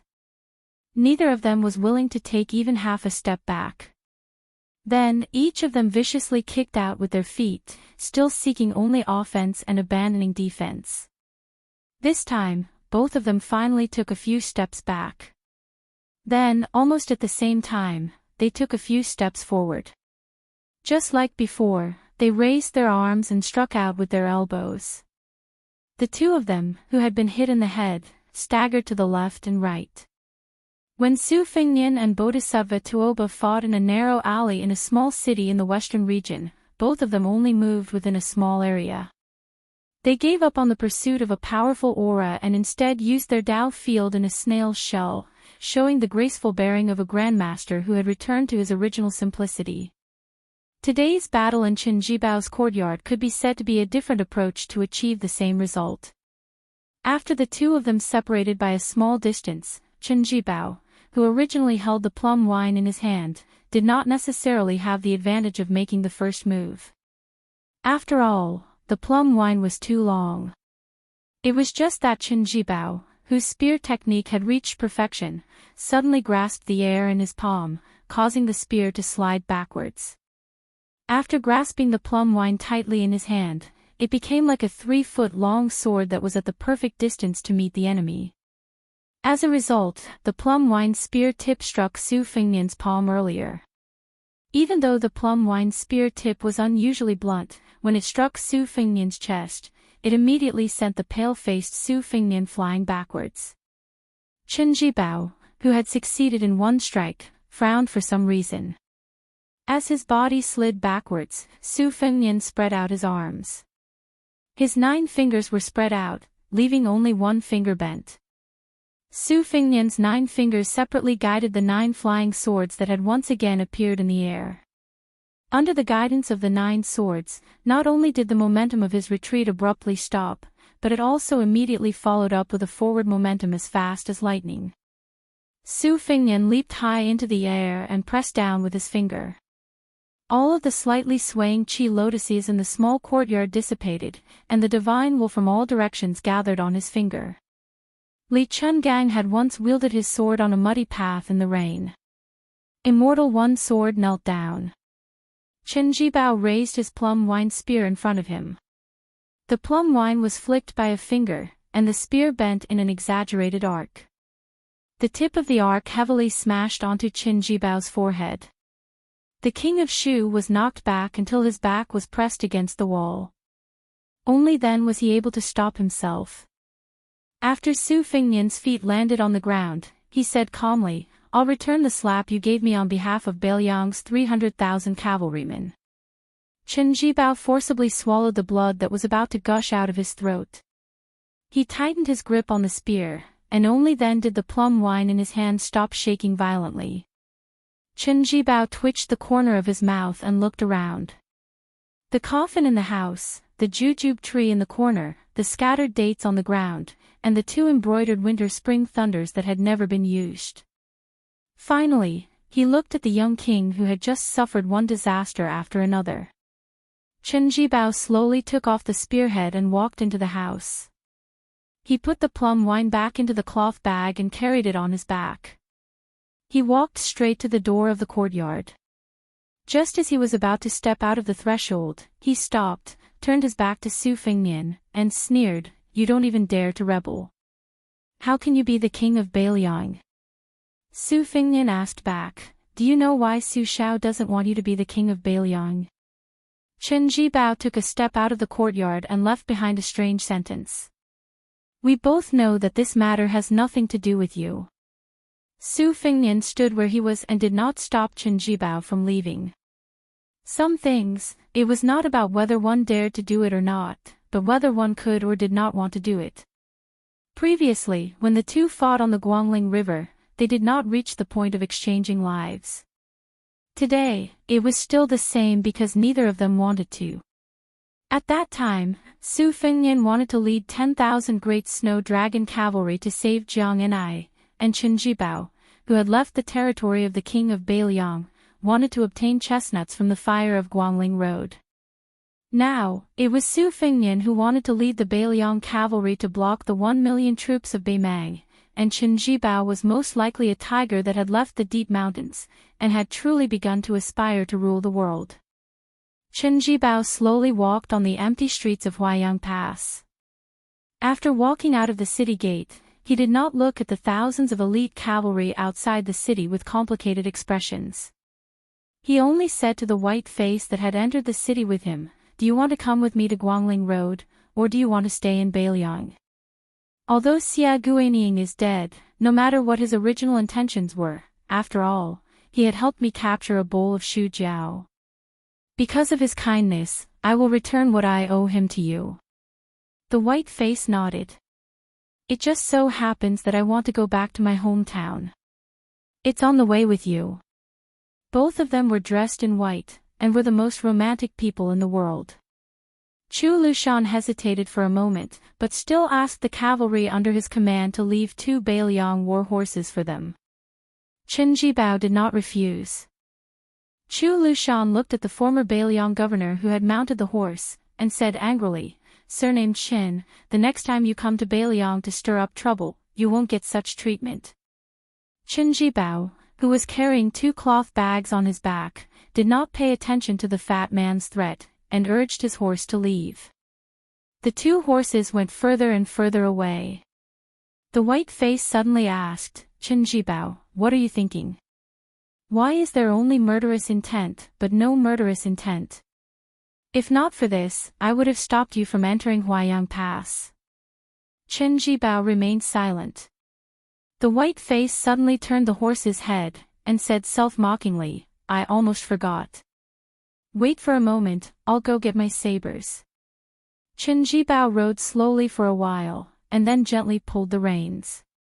He looked back at Huaiyang Pass, or rather, at the desolate Beiliang Pass in the distance, and said to himself, "There are some things that Su Fengnian can't do." Chen Jibao did not say anything, but kept it in his heart. But there are also some things that Chen Jibao can't do. Chen Jibao looked at the sky, and the corners of his mouth curled up. For the first time, he smiled knowingly. Perhaps it was not only friends who could have a tacit understanding and treat each other with sincerity, but also enemies. Although Chen Jibao had scolded and ridiculed Su Fingnian when he saw him this time, in the final analysis, Chen Jibao had no murderous intent because the young man had a clear bottom line that Chen Jibao was well aware of. It was not that Chen Jibao couldn't understand Su Fingnian's inner thoughts and the words that had never been spoken. How can I not want the 300,000 cavalrymen of Beiliang and the millions of people of Beiliang not to die? How can I not want all the civil and military officials of Beiliang to be beautiful? I don't want the Beiliang cavalry to die a worthy death. I just want everyone to live. I hope the world is peaceful. I hope that Beiliang will be as peaceful as the Central Plains. 20 years, 100 years. How can I not hope that no name will be carved on the steels of Mount Qingliang? Chen Jibao collected his thoughts and felt a little pity for Su Fingnian. As expected of his son, as expected of Li Yishan's chosen disciple. He has never been truly happy in his life. Chen Jibao sighed for no reason. He had come to Beiliang this time to save Qi Dangua. He also wanted to go to a certain place in Mount Qingliang to pay respects to the woman he had always regarded as his own mother. Chen Jibao smiled. My surname is not Su. My name is Jibao. When White Fox Face returned to the small courtyard, it happened to see the lonely young vassal king sitting on the steps. He had a pair of sabers by his side and a handful of dates that were half green and half red in his robe. He was whistling melodiously. When he saw it, he smiled and nodded. Chapter 1807. An emergency military meeting was held in Huaiyang Pass.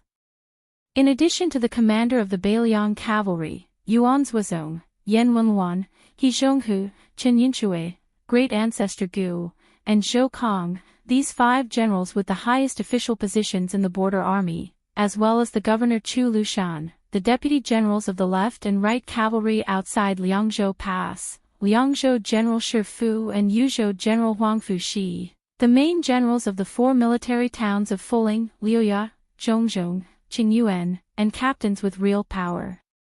Like Huang Laifu, more than 30 generals of Beiliang attended the meeting together. If the Empress of Beimang calculated the military merit by the number of people killed, whoever could break through this pass at this time would be a great military merit. Su Fingnian, who rarely directly meddled in the border affairs, called everyone together this time and proposed a bold strategy, which was far more radical than the previous established strategy. It was not as simple as Yuzhou infantry leaned to the west and Lingzhou cavalry leaned to the north, but he wanted to treat Liuzhou as the key battlefield that would determine the outcome of the Second Battle of Liangmang. Its status was even vaguely higher than that of the unbuilt Jibei city and the entire outside Liangzhou Pass. He Zhonghu and Chen Yinchue, the 2 deputy generals, both opposed the idea. Jean Partridge Zhou Kong, who was a little junior in terms of seniority, clearly agreed with the young lord's idea. Yan Wenwan and great ancestor Gu did not express their opinions because it was too risky. Their king of Beiliang actually made it clear that he wanted to have a vigorous battle with Beimang. If you use a large number of troops to attack outside Liangzhou Pass, then I will destroy your Beimang southern dynasty. However, after great ancestor Gu weighed the pros and cons, he couldn't help but lower his head to look at the Liangmang confrontation map on the table again. Deeply worried, he said, Your Highness, this move might not necessarily be appropriate. Let's not even talk about whether or not our cavalry in Lu province can push all the way into the southern dynasty's hinterland, north of northern city, even if Luya and Fuling Grave have Yozhou's infantry helping to defend the city. In terms of military strength, we are clearly still at an absolute disadvantage. This type of disadvantage isn't something a few city walls can make up for. Once Yul Wandao and Ningame lead their troops west, the disparity in military strength will become even more exaggerated. It isn't that we can't lose Huaiyang Pass, these mountain passes and cities, but I fear that if we lose them too quickly, it will cause Generals He and Zhou's cavalry to lose their support. A slight move in one part will affect the entire body. In a hurry, how can Northern Mang's main army be able to stop Northern Mang's main force by just hanging a lone northern city outside the pass? Without Beiqing Pass, even if more than half of the southern dynasty of Beimang is destroyed by the cavalry of Liuzhou, it will not make any difference to the overall situation. Yan Wenluan put one hand behind his back as he pointed at the map with the other hand. Let's look at this matter in reverse. Let's assume that there is no battle at the Calabash Pass and all the main forces of our Yuzhou infantry are transferred to the outside of Liangzhou Pass instead of the original 30,000 soldiers. In this way, the effect of Fuling Grave and Liuzhou Pass will be greater. For example, let me stay in Huaiyang Pass while Great Ancestor Gu leads the troops to assist in the defense of Heavy Grave. Chen Yinshui chooses to connect with Qing Yuan army in Liuzhou province. In this way, the overall defense line in the north of Beiqing Pass could at least win Liuzhou cavalry 2 to 3 months. Before the two deputy commanders of the infantry under Yan Wenluan spoke, He Zhong, the general of the left cavalry, hurriedly said, "No, absolutely not. Everyone here is on the same side, so there are some things that everyone understands even if I don't say them out loud. To the north of Northern Mang City, Huaiyang Pass is already destined to fall, let alone the several towns of Liuya and Lingling. Could it be that the three of you want to give the Northern Mang barbarians 3 chances of becoming vassal kings for nothing?" Speaking of this, He Zhong suddenly hesitated as he looked at Su Fengnian and Chu Lushan who were standing side by side. "Lord, it's not that I, He Zhong, look down on those young generals of Liuzhou province. In fact, I admire Ko Jianghuai, Xia Shibian, Chao Wei, and Yul Wandao who are known as the twin walls of West Chu. In the future, I might not even be qualified to carry their shoes. However, we can't afford to make any mistakes in the upcoming war. Those barbarians of Beimang, Dongzhua and Huang Songpu can make some mistakes, but we of Beiliang can't make any mistakes. After all, those young men are too young. Moreover, Liuzhou originally had the experienced and prudent Huang Songpu. Now that Lantua Mountain has changed sides, there aren't many cavalry in Liuzhou. Moreover, other than the Longxiang army, which can be considered to be from the main camp, the rest of the cavalry were formed not long ago. Between them, there isn't a tacit understanding that can only be cultivated through battle after battle. If there's a mistake in any part, won't we lose the whole game? Zhou Kong frowned and suggested with a lack of confidence, "If old general he is worried that Liuzhou doesn't have a backbone, why don't we let Commander Yuan take charge of the situation?" Chu Lushan shook his head and said, "Yuan Zuozong is indispensable to the cavalry battle outside of Liangzhou Pass. We need a cavalry general. He must be able to use the cavalry to the level of distant water can quench a nearby thirst. This kind of thing, in Beiliang, only Yuan Zuozong can do. Even I, Chu Lushan, can't do it. Therefore, most of the young cavalry generals in Liuzhou have to fight for themselves. It's been like this from the beginning to the end. In the Battle of the Princess's Tomb, which determined the decisive battle of the Western Fortress, Yuan Zuozong was undoubtedly the biggest hero. Therefore, it could be said that if Yuan Zuozong did not lead the long-distance raid, the Central Plains would still be a different story. Chu Lushan once made a magnificent feat of leading thousands of cavalry into Shu. Together with Lu Xingxiang's Luzhou in the Snowy Night, they were known as the two classic cavalry battles in the Spring and Autumn War. However, compared to Yuan Zuozong's sudden raid on the Princess Tomb, it was undoubtedly inferior. Even Chen Jibao admitted afterwards that he realized the significance of the Princess Tomb battlefield later than Yuan Zuozong. So the first thing Su Fengnian did after his succession was to make Yuan Zuozong the commander of the cavalry, and Chu Lushan the first general of Northern Liang in name. Reality proved that this combination of one real and one fake, the new king of Liang, who had not been able to truly convince the people at the time, did not choose the wrong person. It was also because of this that the Northern Liang border army did not have a great shock. Su Beiji, who had just secretly returned to Beiliang from the mansion of the administrator of Lianghuai, stood in the corner without saying a word. He was a little tired after the long journey, so he just stood there and closed his eyes to rest. Chapter 1808. Yan Wenwan, who was short and thin but had an imposing manner that suppressed the generals in the hall, bent two fingers and knocked on the table.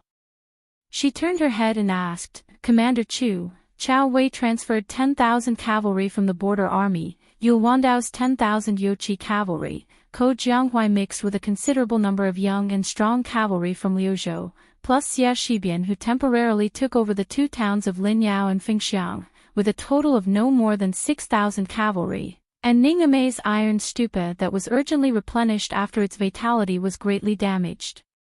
The five of them added together were no more than 2 times Yan Wenwan's age.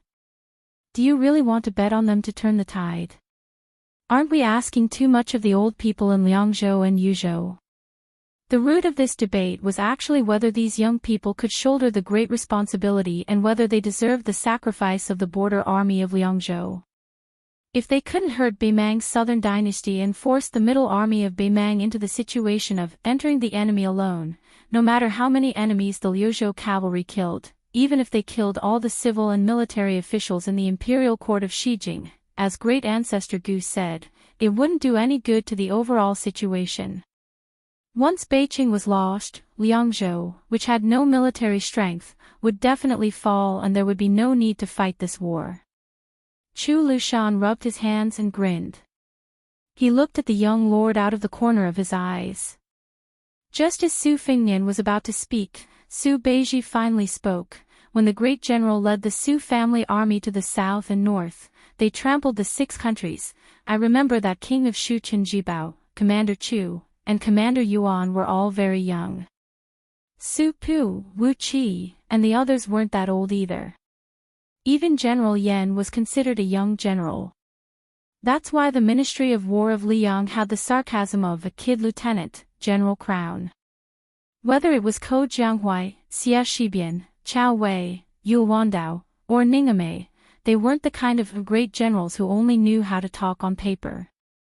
Except for Chao Wei who hadn't made any great military achievements, the others all had outstanding military achievements.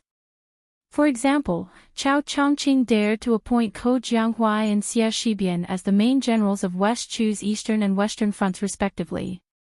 Why can't Beiliang rest assured? Su Beiji asked with a smile, is it because the combat strength of our Liuzhou cavalry isn't worth mentioning? Can't we compare to the West Chu cavalry that was pieced together? Without waiting for anyone to give an answer, Su Beiji took a few steps forward and walked to the table. He continued, Beimang's Taiping commander-in-chief made this unwise decision because he wanted to encroach on the Beiliang cavalry bit by bit on the battlefield outside Liangzhou Pass.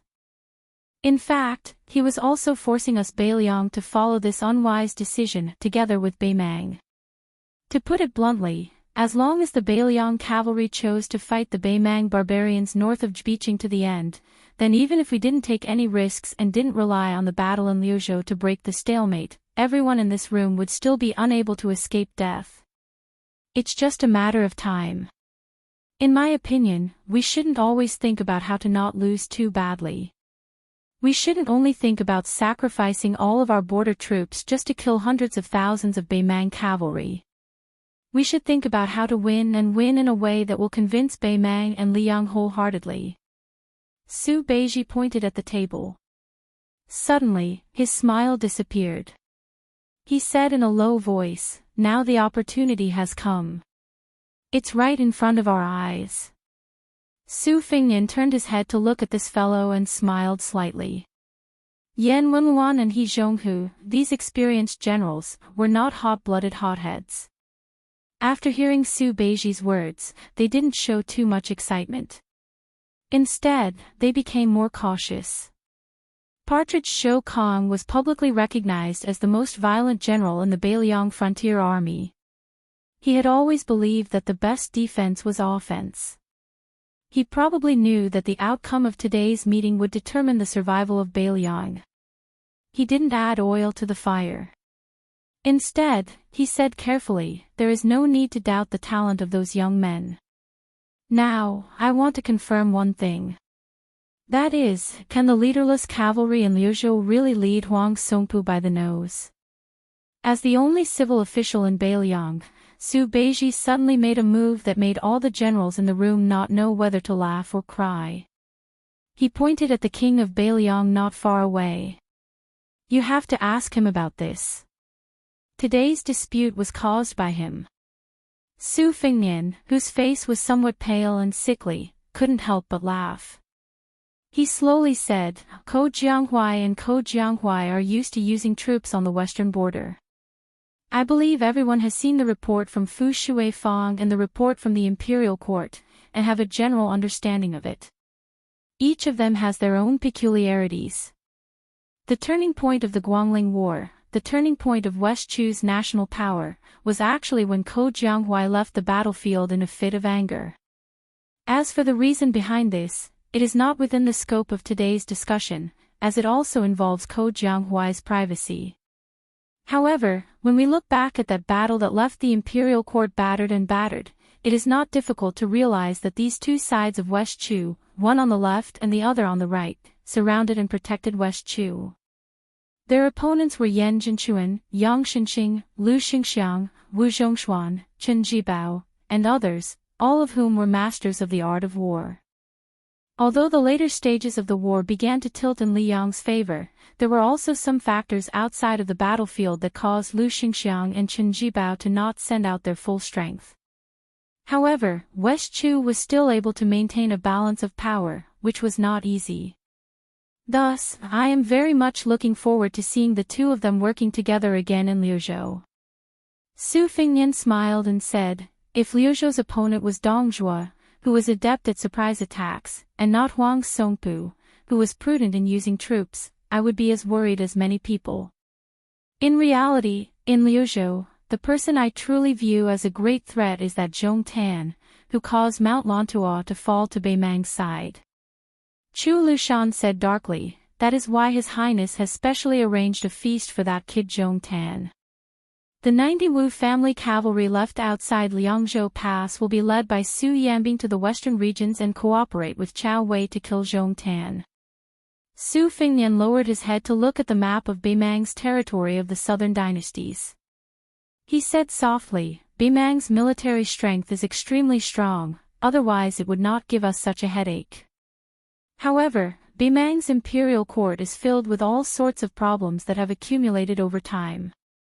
There are far more undercurrents surging than we imagined. The reason why we are staking everything on one throw and using Liuzhou to break out of this stalemate is not because of the battle at the border of Liangmang, but rather within Beimang itself. I want the confrontation between the Yelu and Murong families of Beimang and the northern dynasties and the southern dynasties to be brought from behind the scenes to the front of the stage. I want that old woman, who has threatened to sell our heads by weight, to be unable to suppress the situation with an iron fist. Yan Wenluan thought deeply and nodded. This train of thought is very interesting. Then, Yan Wenluan's expression was complicated. He looked at Chen Yinchue, He Zhonghu, and the other old fellows who had been in the military with him. We are old. Although we can still ride horses and draw bows and kill people, we are still old compared to Yu Wandao and the other young people. The autumn wind gradually picked up outside the room. For some reason, the old General Yan Wenluan, who was past his prime, looked outside the room in a daze. He muttered, if we are old, then let us help the young people one last time. Su Fingnian looked at the crowd and smiled. I believe that the young people of Liuzhou can bring a pleasant surprise. I also believe that everyone in the room can defend North Jibei City. Su Fingnian paused for a moment. He reached out and pressed heavily on the map of Liangmang's situation on the table. If there must be a reason, then it is that our Beiliang cavalry is the best in the world. Chapter 1809. After the meeting ended, Su Fingnian took Su Beiji to a small courtyard to visit the old general He Zhonghu. When they arrived, they found that Yan Wenluan was also there. The four of them sat around a stone table. Su Fingnian looked at the fatigued commander of the left cavalry and felt a little worried. He Zhonghu's health had suddenly deteriorated in the past 2 years, giving people a feeling that he was about to die. After the first battle of Liangmang, the old general had privately submitted his resignation to Mount Qingliangshan and the Protectorate.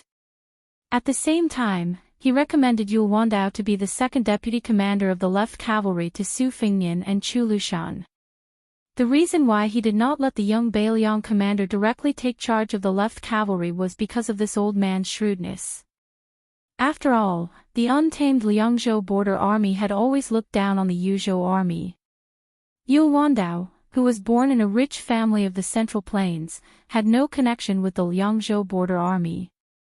If he suddenly took charge of an army, he might not be able to convince the masses. If there was a mistake in the Second Battle of Liangmang, not only would a great talent in the art of war be destroyed, it would also affect the situation at the border. He Zhonghu would naturally be unable to absolve himself from the blame. However, the fact that He Zhonghu was able to abandon his views and suggest Yul Wandao to become the nominal third in command of the left cavalry was enough to show the magnanimity and foresight of this veteran general. Moreover, when Su Fengnian made an example out of the left cavalry, he was suspected of robbing east to pay west to replenish the strength of the other cavalry, such as transferring troops to Chao Wei and the others. He Zhonghu was also the first to respond without any objection. On this point, the right cavalry general Zhou Kong, nicknamed Jean Partridge, was obviously much inferior and had a lot of complaints. Although Su Fengnian had jokingly scolded Zhou Kong in private for being a stingy miser, Zhou Kong was after all one of the hundreds of old soldiers who sent him off back then. In a sense, Zhou Kong and the crown prince had gone through thick and thin together. Therefore, even if Zhou Kong was not straightforward enough, Su Fengnian actually did not take it to heart. Moreover, Zhou Kang's reaction was human nature. Just like He Zhonghu's attitude of following the Huaiyang Pass Protectorate general's lead, there was some gossip within the left cavalry. Many young generals did not understand and felt that the old general was too easy to talk to. Not only did he reduce the power of the left cavalry, he also tarnished the reputation of the left cavalry. The reason Su Fengnian had specially come to this place was because of the internal strife in the left cavalry. Su Fengnian wanted to first hear He Zhong's thoughts. Unless it was absolutely necessary, Mao Qingliang would not interfere in the affairs of the left cavalry. He believed that Yan Wenluan had rushed over in such a hurry partly because he wanted to support his old friend and show the entire Beiliang border cavalry. The 4 people in the small courtyard did not drink wine or tea. He Zhonghu seemed to have not expected the young king to grace him with his presence, and was pleasantly surprised. As one of the top 10 people in the Beiliang cavalry, He Zhonghu suddenly understood the general process of the Dragon Eye Plains.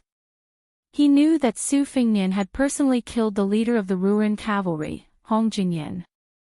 He also knew that Chen Jibao had come to Huaiyang Pass earlier. So Su Fengnian had tried to be concise in his speech in the meeting hall.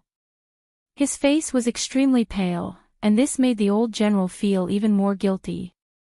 He felt that it was the fault of the Liang province cavalry, that they had let down General Su Zhao's nurturing. In the end, the general's eldest son had to attend to everything personally, and even personally kill people. Then what was the point of having the 300,000 Beiliang cavalry? As an old friend of Yan Wenluan, He Zhonghu had another hidden identity. The old man had once been a member of the Su family supporting Dragon sect. This group of people was led by the strategist Xiao Chongling, with Chen Jibao as the successor.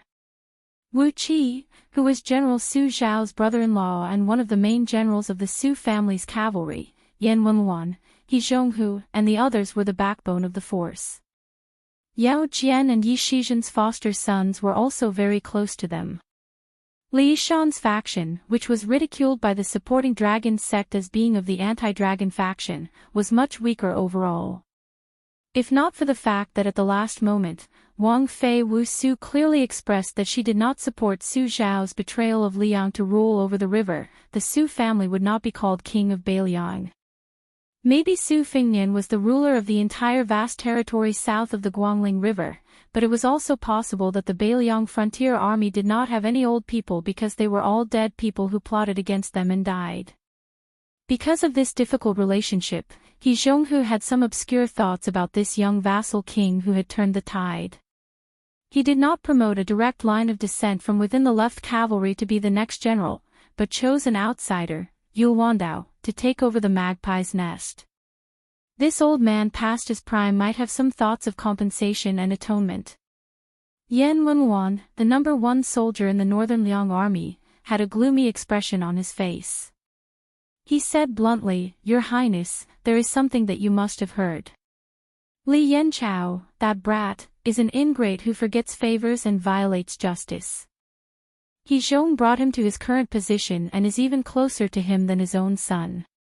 The only reason he didn't give him the position of the left cavalry commander was because that brat dared to rebel and wanted to become Zhou Kang's assistant.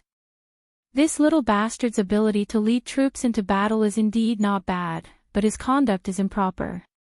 In the future, we must use him, but not too much. At most, we can only make him a deputy general of an army." Su Fengnian really did not expect that Yan Wenwan, who rarely revealed his emotions, would be so angry. For a moment, he did not know how to respond.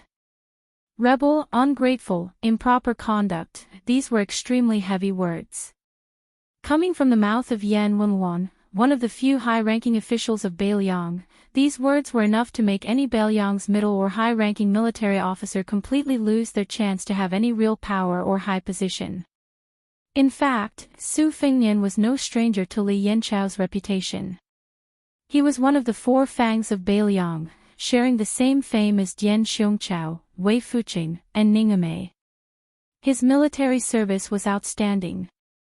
In the border army, other than Yan Wenwan, Chen Yinchue, and He Zhonghu, this group of old men, he was second only to Lu Jinu and a handful of other valiant generals. Because he was in the prime of his life, he was the kind of important general who could fight for the Su family for another 20 years. However, he was similar to the Longxiang army's deputy general Li Mofan and Yozhou's Chao Xiaojiao. His personality was extreme, and he was arrogant because of his achievements. Both of them were famous troublemakers with mixed reputations. He Zhonghu glared at Yan Wenwan and then turned to Su Fengnian to say with a bitter smile, "Wang Yi, if the sky wants to rain and the mother wants to marry, we can't stop it. Since Zhou Kang has promised that Li Yanchao will succeed as the commander of the right cavalry, then let him go. Yanchao, this child, has fought in the left cavalry for many years. The military merits he has made are enough for this future. There is nothing wrong with people walking towards greater heights." Yan Wenwan was helpless. Actually, it wasn't that he didn't like Li Yanchao, but he just wanted to help He Zhonghu raise the topic.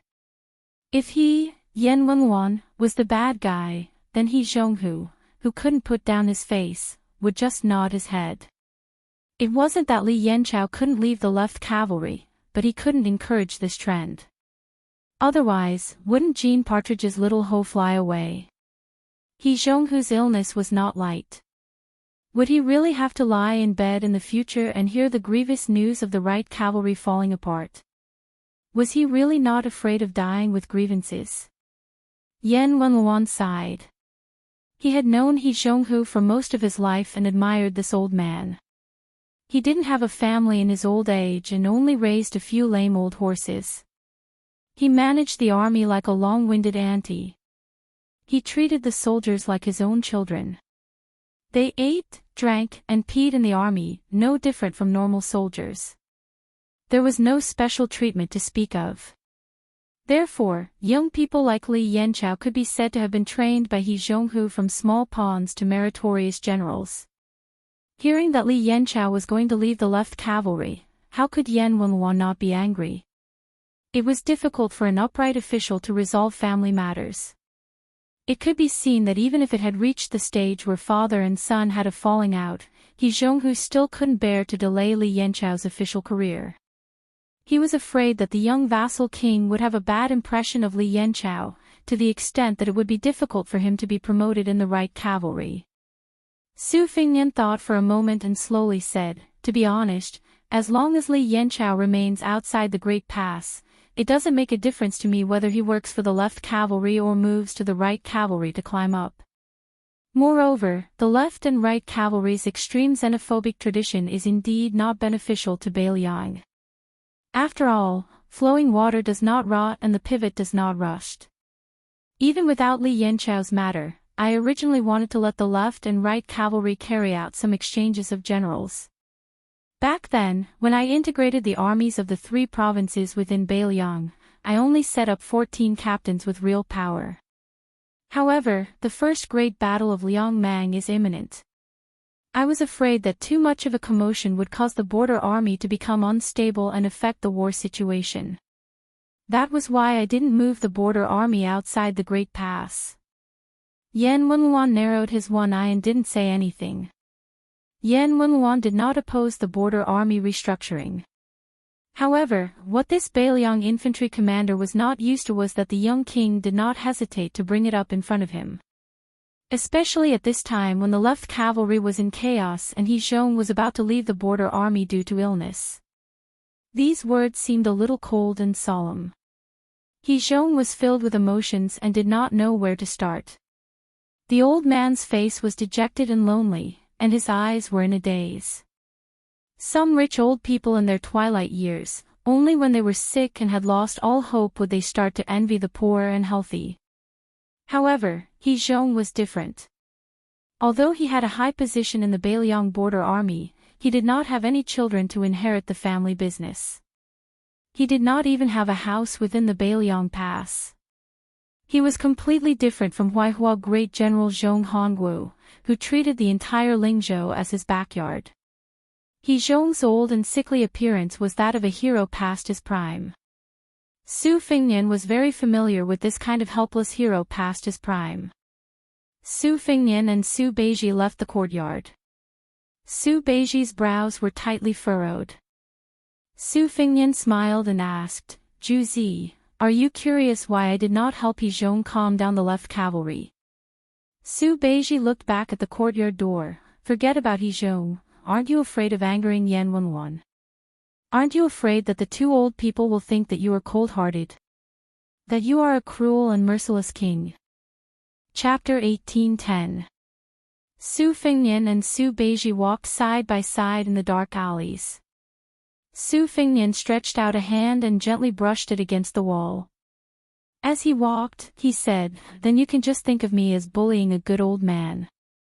Su Beiji joked, "Isn't that the case? Everyone in the Beiliang frontier army knows of the partridge's violent temper. The child who makes a fuss gets candy. That's why you, the king of Beiliang, tolerated the right cavalry's military affairs. In the end, you can be considered half the main culprit behind He Zhonghu's current situation." Su Fengnian said some irrelevant words. Su Shao used to like to say that the wicked are not afraid of the heavens, and the kind are not bullied by the heavens. In the past, I thought this kind of great reasoning was nonsense. Later on, I realized that the reason great reasoning is because it really makes sense. Su Beiji laughed out loud. "I knew it. You wouldn't just let He Zhonghu leave the left cavalry like a coward." Su Fengnian sighed emotionally. "Of course I think highly of talented young foreign generals like Yu Wandao, Ko Jianghuai, and CSCC. But as for He Zhonghu and the other Beiliang old men who have followed Su Shao through thick and thin, that kind of feeling," Su Fengnian didn't continue, but Su Beiji could feel that that kind of feeling was similar to that of an elder in one's own family. Su Beiji smiled and asked, "If that's the case?" Su Fengnian replied, "Then let's go meet Li Yanchao." Su Beiji hesitated for a moment before reminding him, "Don't let your emotions affect your decisions." Li Yanchao actually represents a large group of generals in the Beiliang frontier army. They are ambitious, have outstanding military achievements, and are bent on climbing up the ranks. Li Mofan and Chao Xiaojiao are the same. These people are similar to Yan Wenluan and He Zhonghu, but there are some differences. The Su family's family business was built by the great general and the old people around him. As for the younger ones, they can't expect everyone to be as indifferent to fame and fortune as Lu Jinu. Moreover, the war is imminent, so it's not a bad thing to have ambition. It's not that you can't pour cold water on them, but you can't make them feel like they've been stripped naked and thrown into a world of ice and snow. Su Fengnian smiled and said, "In the past, when I was listening to plays, I often heard a phrase called chilling the hearts of the generals and soldiers. I understand the principle." Su Beiji suddenly stared at this fellow and said, "Why does it sound like something's wrong?" Su Fengnian smiled mischievously and reached out to put his arm around Su Beiji's shoulder.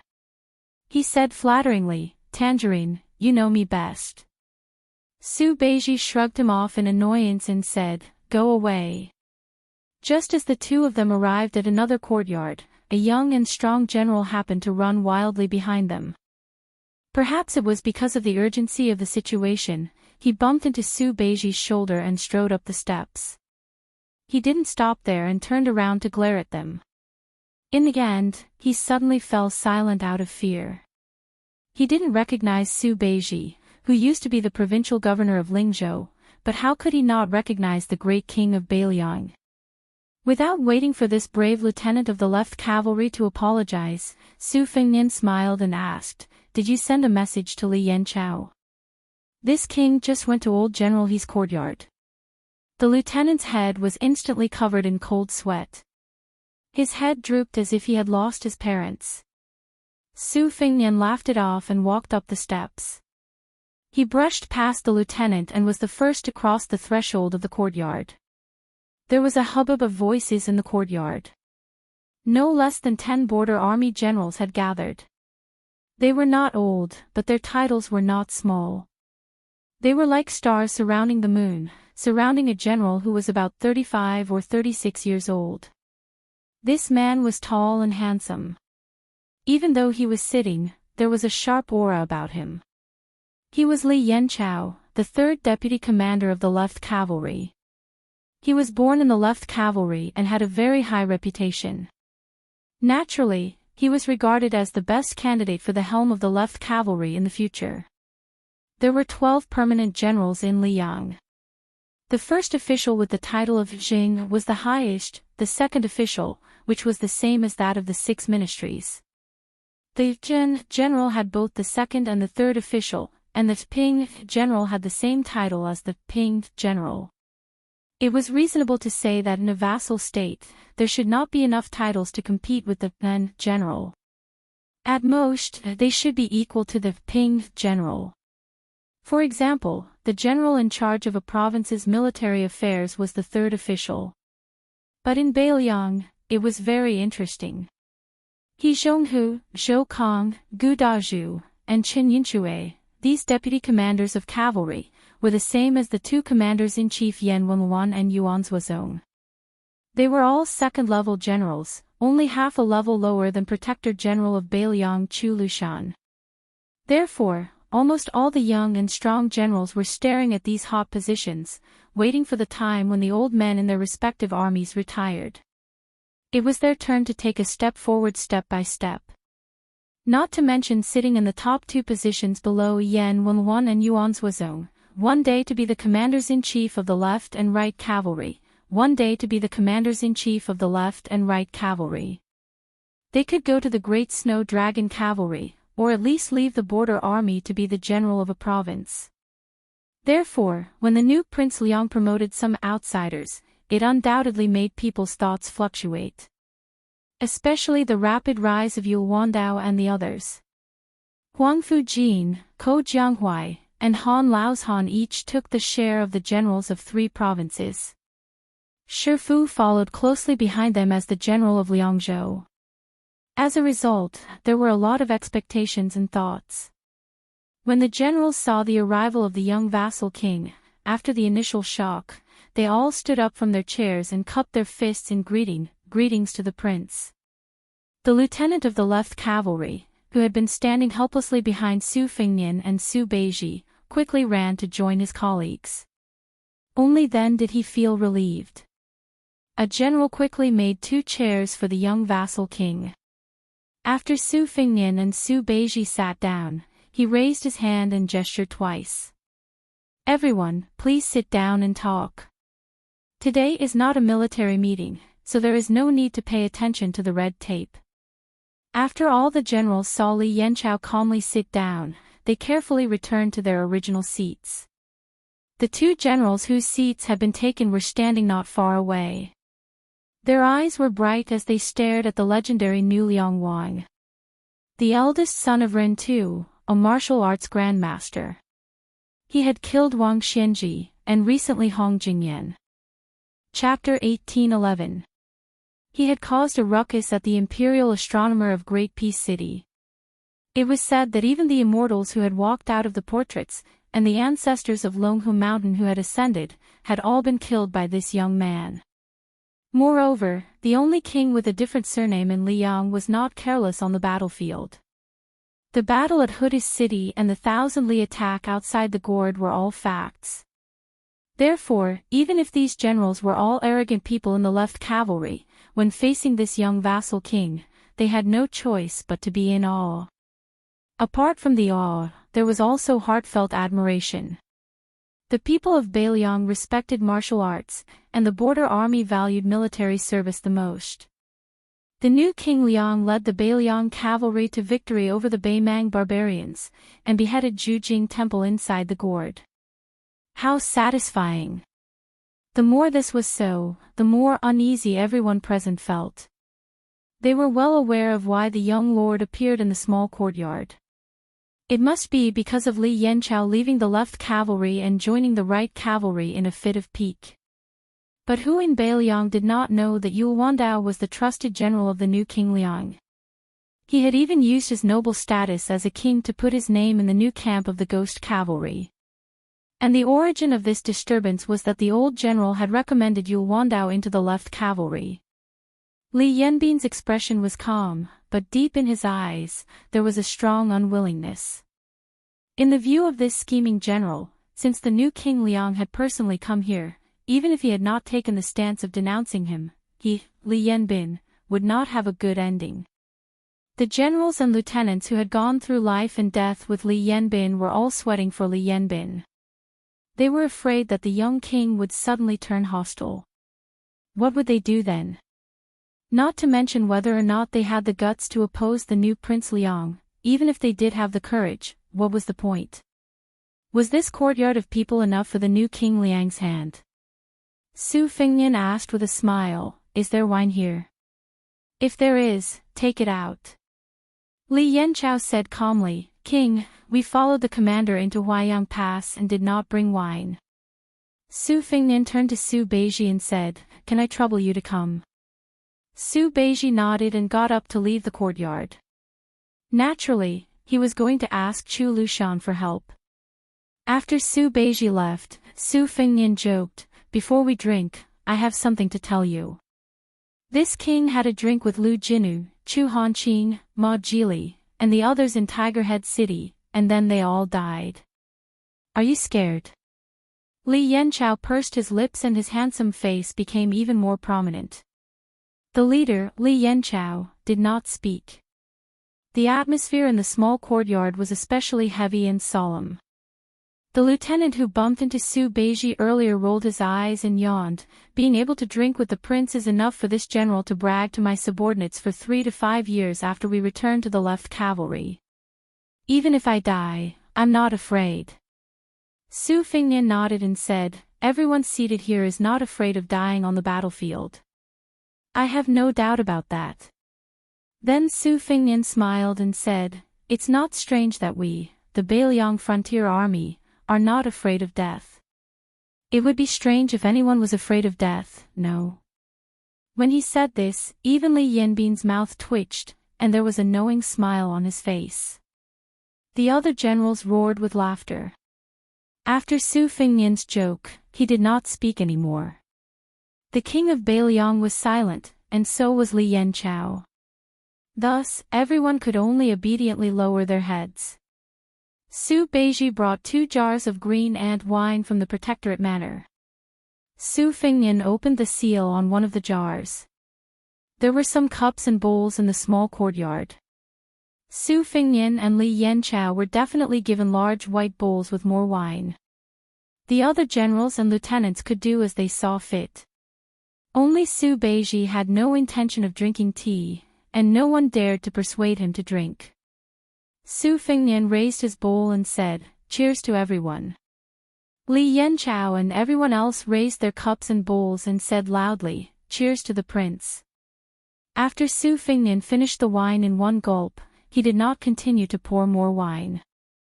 Since the wine has been drunk, this king will say a few words casually. This wine is not a toast or a punishment, but an opportunity to meet everyone. This king does not know any of you, but if any one of you tells me your name, this king can tell me your resume and military exploits. These things have long been recorded in the Fu Shuifang spy report, and I have read it word for word. It is even more detailed than the files in the Huayang Pass. Su Fengnian glanced at the other jar of green ant wine that had not been opened, and then looked at Li Yanchao. You felt that there was no hope for you to climb up the ranks in the left cavalry, so you wanted to go to the right cavalry to fight for military exploits and become the commander-in-chief. For a general, there is nothing wrong with this. Moreover, I just came from He Zhonghu's courtyard. The old general did not feel that you had wronged this king. Instead, he even tried to persuade this king. He was afraid that this king would make things difficult for you in the future. Li Yanchao wanted to say something, but stopped. Su Fengnian said indifferently, "You know better than me how the old general has treated you in the past 10 to 20 years. There is no need for this king to say anything. The Beiliang Frontier Army is under Su Zhao's command, and they only look at military exploits and not one's background. Therefore, you, Li Yanchao, killed enemies in He Zhonghu's left cavalry, and in He Zhonghu's right cavalry, you killed enemies. Perhaps with the hope of becoming the commander-in-chief, you killed more enemies. However, the old general is still old. Just like me, Su Fengnian. I am not afraid of anything, but I am still afraid of seeing Su Zhao's situation when he was alive. I have to rest even when I walk to the top of Mount Qingliang.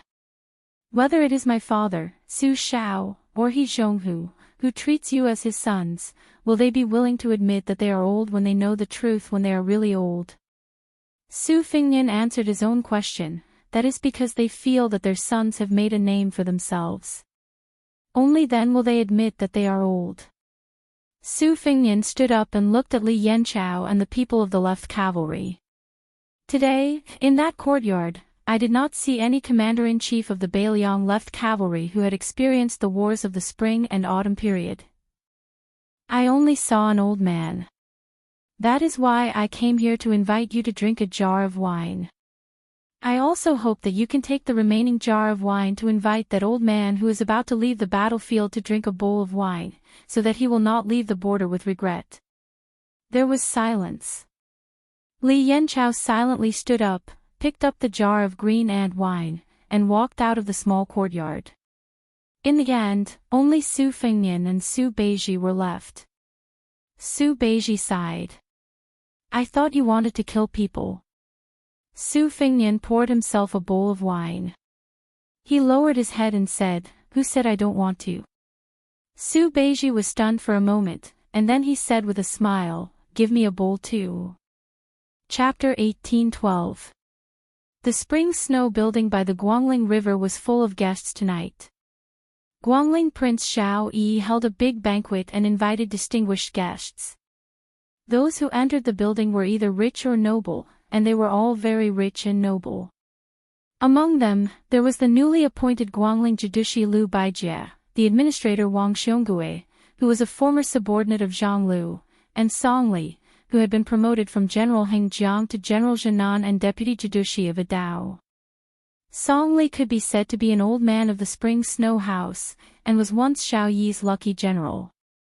It was also Song Li who had successfully blocked Ko Jianghuai's sneaky attack and harassment, which delayed the war until Wu Zhongshuan's army went on a northern expedition. The Ministry of War in Liang had held a very small but very high standard military merit evaluation, and Song Li was ranked as the fifth most meritorious official. Other than these three, who were now considered people from the capital, the provincial governors of the three provinces of Guangling Road also appeared. Compared to the storms of the past 2 years, the 6 provincial governors were now beaming with joy. Their speech and actions were filled with the elegance of a noble official. Unfortunately, the Prince of Shu, Chen Jibao, who was rumored to be attending, did not appear for some reason. On the other hand, the Crown Prince of Yanqi, Zhao Zhu, came uninvited, which could be considered as adding flowers to brocade. If this young Crown Prince was the flower, under the premise that Chen Jibao was absent, then the King of Jing'an, Zhao Sun, was naturally the grand finale of the luxurious brocade.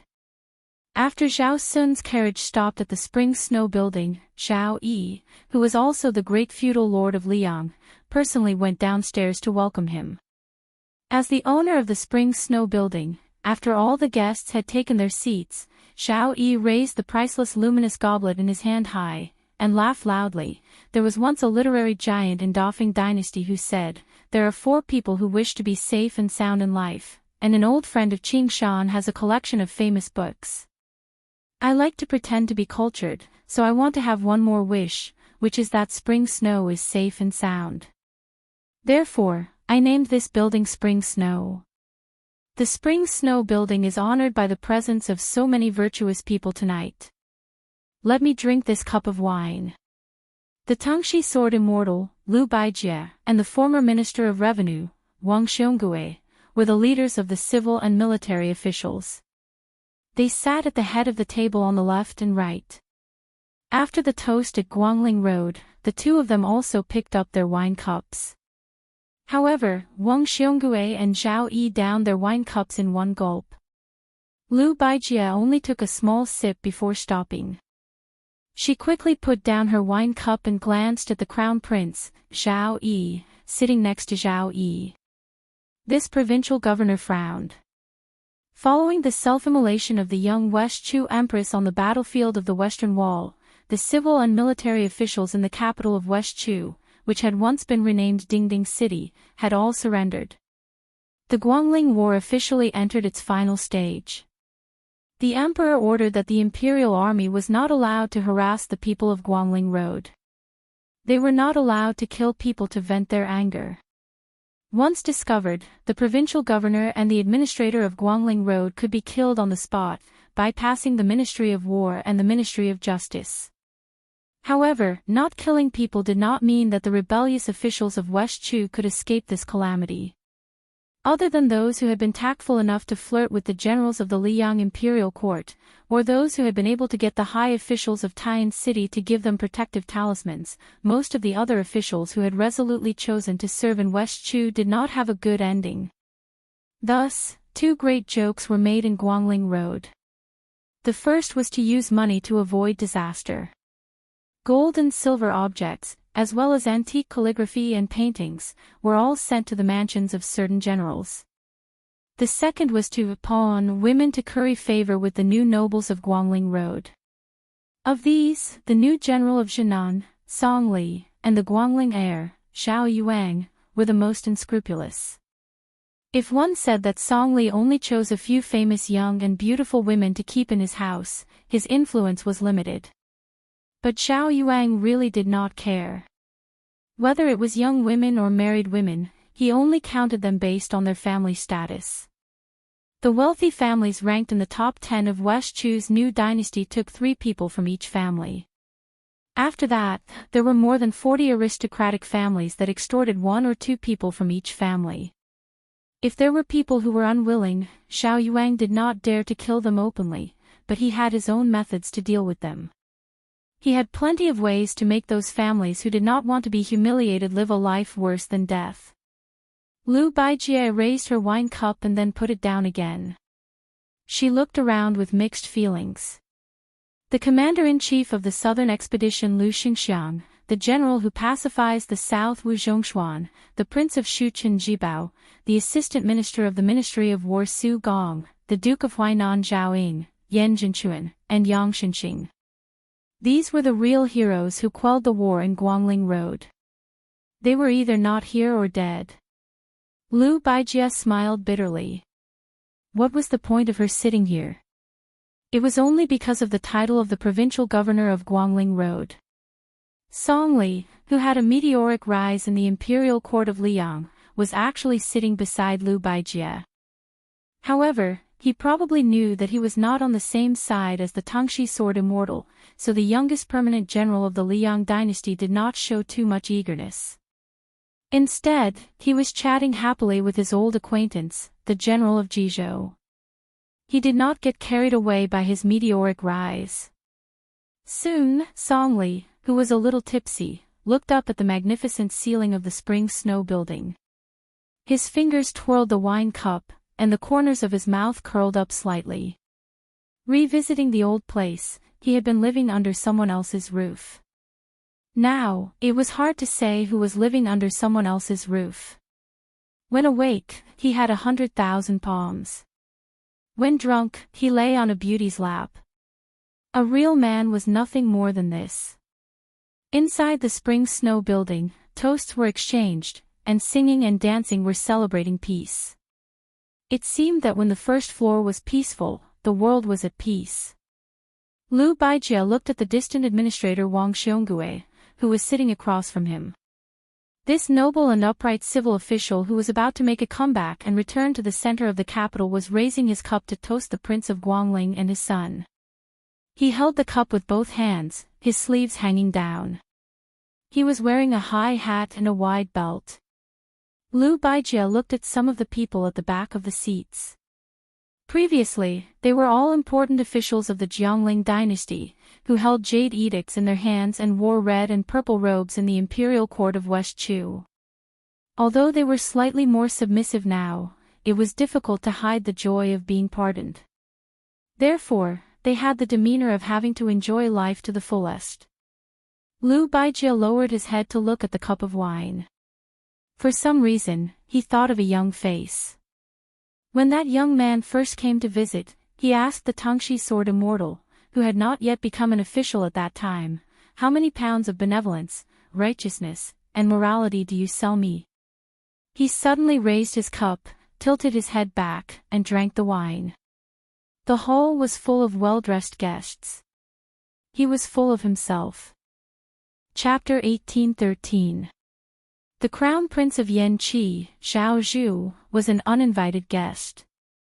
He could have sat next to the King of Jing'an, Zhao Sun, but he was not particular about it.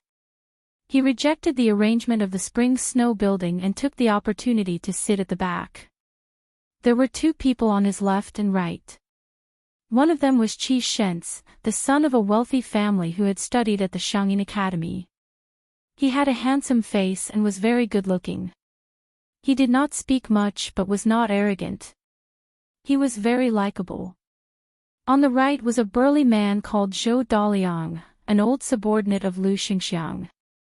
This time, he did not follow his benefactor to Jizhou to take up a post. Instead, he used his military exploits to stay in Guangling Road as the deputy general of Yizhou. He ate even more than Zhao Zhu did and was more likable. Qi Shentz and Zhou Daliang didn't deliberately try to build up a relationship with His Highness, but the generals sitting next to them frequently came over to toast to them. Zhao Zhu didn't get tired of it. "If you toast to me, I'll toast to you." Gradually, the two flatterers became familiar with Qi Shentz and Zhou Daliang. In addition, Zhao Zhu seemed to have a natural ability to make people feel close to him. For a while, the five of them drank, urged, and avoided wine, each showing their own abilities. They didn't care about the rank of the officials. Wasn't it fun? Compared to the complicated relationships between the other seats, it could be said that the scenery here was unique. Halfway through the wine, 7 sword concubines of the spring snow building entered the building with their swords. The 7 of them were dressed in colorful clothes. They had graceful figures and slender waists. They were like a 3-foot sword that could cut off the head of a hero. The sword dance was dazzling. It was soul-stirring and dazzling. When the 7-sword concubines jumped up at the same time, it was as if a rainbow was hanging in the building. After a famous scholar shouted, the whole room was filled with cheers. Just as the 7-sword concubines were about to leave, an extremely handsome stranger appeared at the entrance of the hall. It was hard to tell if he was a man or a woman. The expression of Prince Xiao Yi of Guangling, who was coordinating with the person outside the door, changed dramatically. The luminous cup in his hand almost fell to the ground. This burly vassal of Guangling stared with wide eyes, his face full of disbelief. Zhao Zhu followed everyone's gaze and shuddered. His expression turned ugly, like a mouse seeing a cat. He wanted nothing more than to hide under the table. The 7-sword concubines that Spring Snow Building had painstakingly nurtured were blocked, unable to advance or retreat. They looked very pitiful. The stranger who spoiled the mood was holding a jug of wine and sitting on the doorstep. Beside him walked 5 beautiful women in snow-white clothes. Compared to the 7 already stunning swordsmen of the king's mansion, whether in terms of appearance or bearing, they were superior. 5 women in white, each with a saber, lined up in front of their master. It was a famous saber of the old southern Tang dynasty. The current standard saber of the Liang border army and the 4th-generation saber of the Beiliang Su family were all examples. General Jinan Song Li's eyes lit up. He quickly recognized their identities. They were the personal maids of Nailan Yusi, known as the 2 vassal kings of Nanjiang. Their names were also very strange. They were Dongyue, Shishu, Fengdu, 3 Corpses, and Qinglu. The 5 women in white simultaneously took a dozen steps forward. With a light shout, they drew their sabers and chopped down. Just 5 sabers created a majestic momentum of thousands of cavalry breaking through the formation. The 7 Spring Snow Building sword concubines were so scared that they fled backward. Most of the guests invited by Spring Snow Building were also pale. They didn't know what was going on. Was it Prince Xiao Yi of Guangling's ingenuity to liven things up? Or was there someone who dared to make trouble in Spring Snow Building?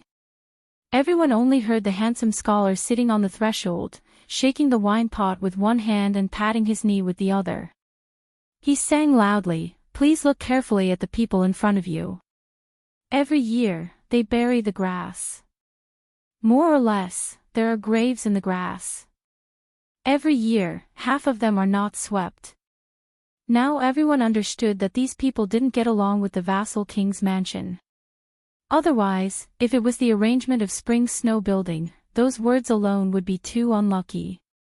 Prince Xiao Yi of Guangling gritted his teeth. Lu Baijie looked calm. Wang Xiongui was puzzled. Song Li smiled playfully. Zhao Zhu didn't know whether to laugh or cry. The obese Xiao Yi slowly got up, squeezed out a smile, and asked tentatively, "Mr. Nailan, I don't know why you came to Spring Snow Building. Do you have something to discuss?" Wang Xiongui, who was about to retire as the administrator and return to the capital, was furious after hearing the title. He asked knowingly, "Who are you?"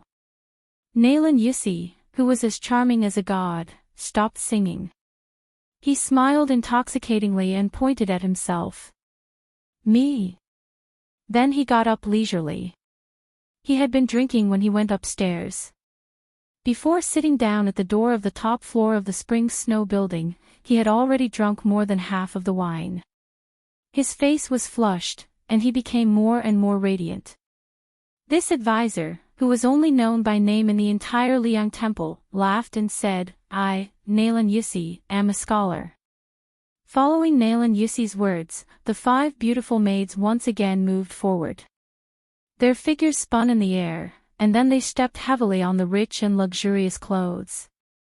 They slashed out with their blades, and their imposing manner was even more powerful than before. Nailan Yusi slowly moved forward as if there was no one around. His words made the entire Guangling Path's dignitaries feel as if they were struck by lightning. 150,000 armored soldiers from Nanjiang went all the way to the north. They have already crossed the Guangling River. Wang Xionggui's face was pale, and he fell back to his seat. Not only was this Guangling Path administrator out of his wits, but there were also countless crisp sounds of wine cups breaking in the building. Zhao Yi's face was gloomy, and he did not say a word. Song Li narrowed his eyes and began to weigh the pros and cons. Zhao Zhu was stunned on the spot. The Nanjiang army left their territory to the north without permission. Obviously, even he, the king of Yanqi, and his royal highness were kept in the dark. Liu Baijie gently put down the wine cup, stood up and asked in a deep voice, "What is the king of Yanqi, Zhao Bing's intention?" Nalin Yussi seemed to be stumped by this question. He frowned and lowered his head to think for a moment. Then he suddenly raised his head and smiled. "Rebellion, isn't this obvious?" "Why?" "Mr. Tangxi, you don't believe me." Liu Baijie shook his head and smiled sarcastically. At this time, two people walked in side by side. One of them was wearing a royal robe. He was a burly old man, and he was very similar to the crown prince of Yanqi that everyone in the building was familiar with. However, compared to Zhao Zhu's frivolity, this old man was imposing. The old man smiled and looked at the Guangling king, Zhao Yi, who was sitting high on the main seat. "Little fatty Yi, how have you been?" "I have been in the barren Nanjiang for 20 years. I have been drooling over your Guangling path for a long time. But then again, it should have been I, Zhao Yi, who owned Guangling. You, Zhao Yi, are only fit to help me guard the house for 20 years. Zhao Yi's face was ashen, and his lips were trembling. However, compared to the king of Nanjiang who had not spoken in the Liyang palace for more than 20 years, the king beside the old man who was also wearing a royal robe made all the dignitaries feel more terrified and desperate. The former protector general of Beiliang, the current king of Shu, Qin Jibao. If it was only Zhao Bing's Nanjiang army rebelling, Liang and Gu Jintang's two border armies going south to quell the rebellion, it would be nothing more than another disaster of West Chu's restoration. However, once Zhao Bing had Qin Jibao's help, everyone began to doubt whether the Liang imperial court, which had shown signs of trouble since the Yonghui auspicious talisman, would be able to luckily survive this calamity.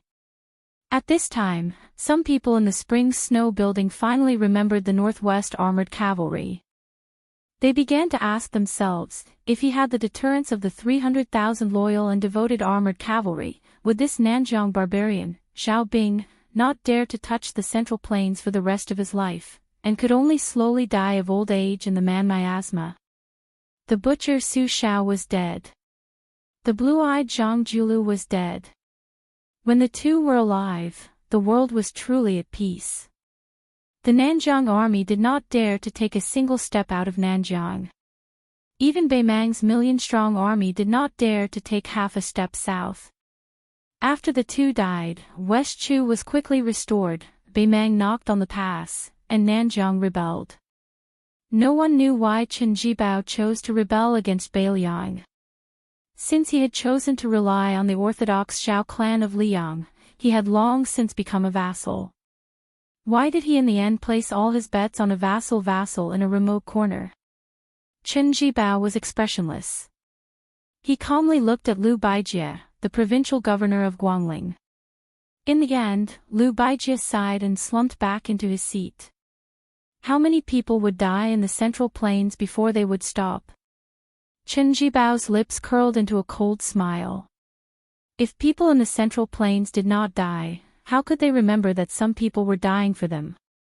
I, Qin Jibao, am not Su Fengnian. I am not afraid of war, and I am not afraid of people dying. Chapter 1814. The Spring Snow building had a banquet that would decide the future of the Central Plains. The Qingzhang city of Liuzhou also had a banquet. Although it was a simple meal, it would decide the future of Liangmang. Provincial Governor Yang Guangdou looked at the young faces crowding around the table and couldn't help but smile. The old man was happy and gratified.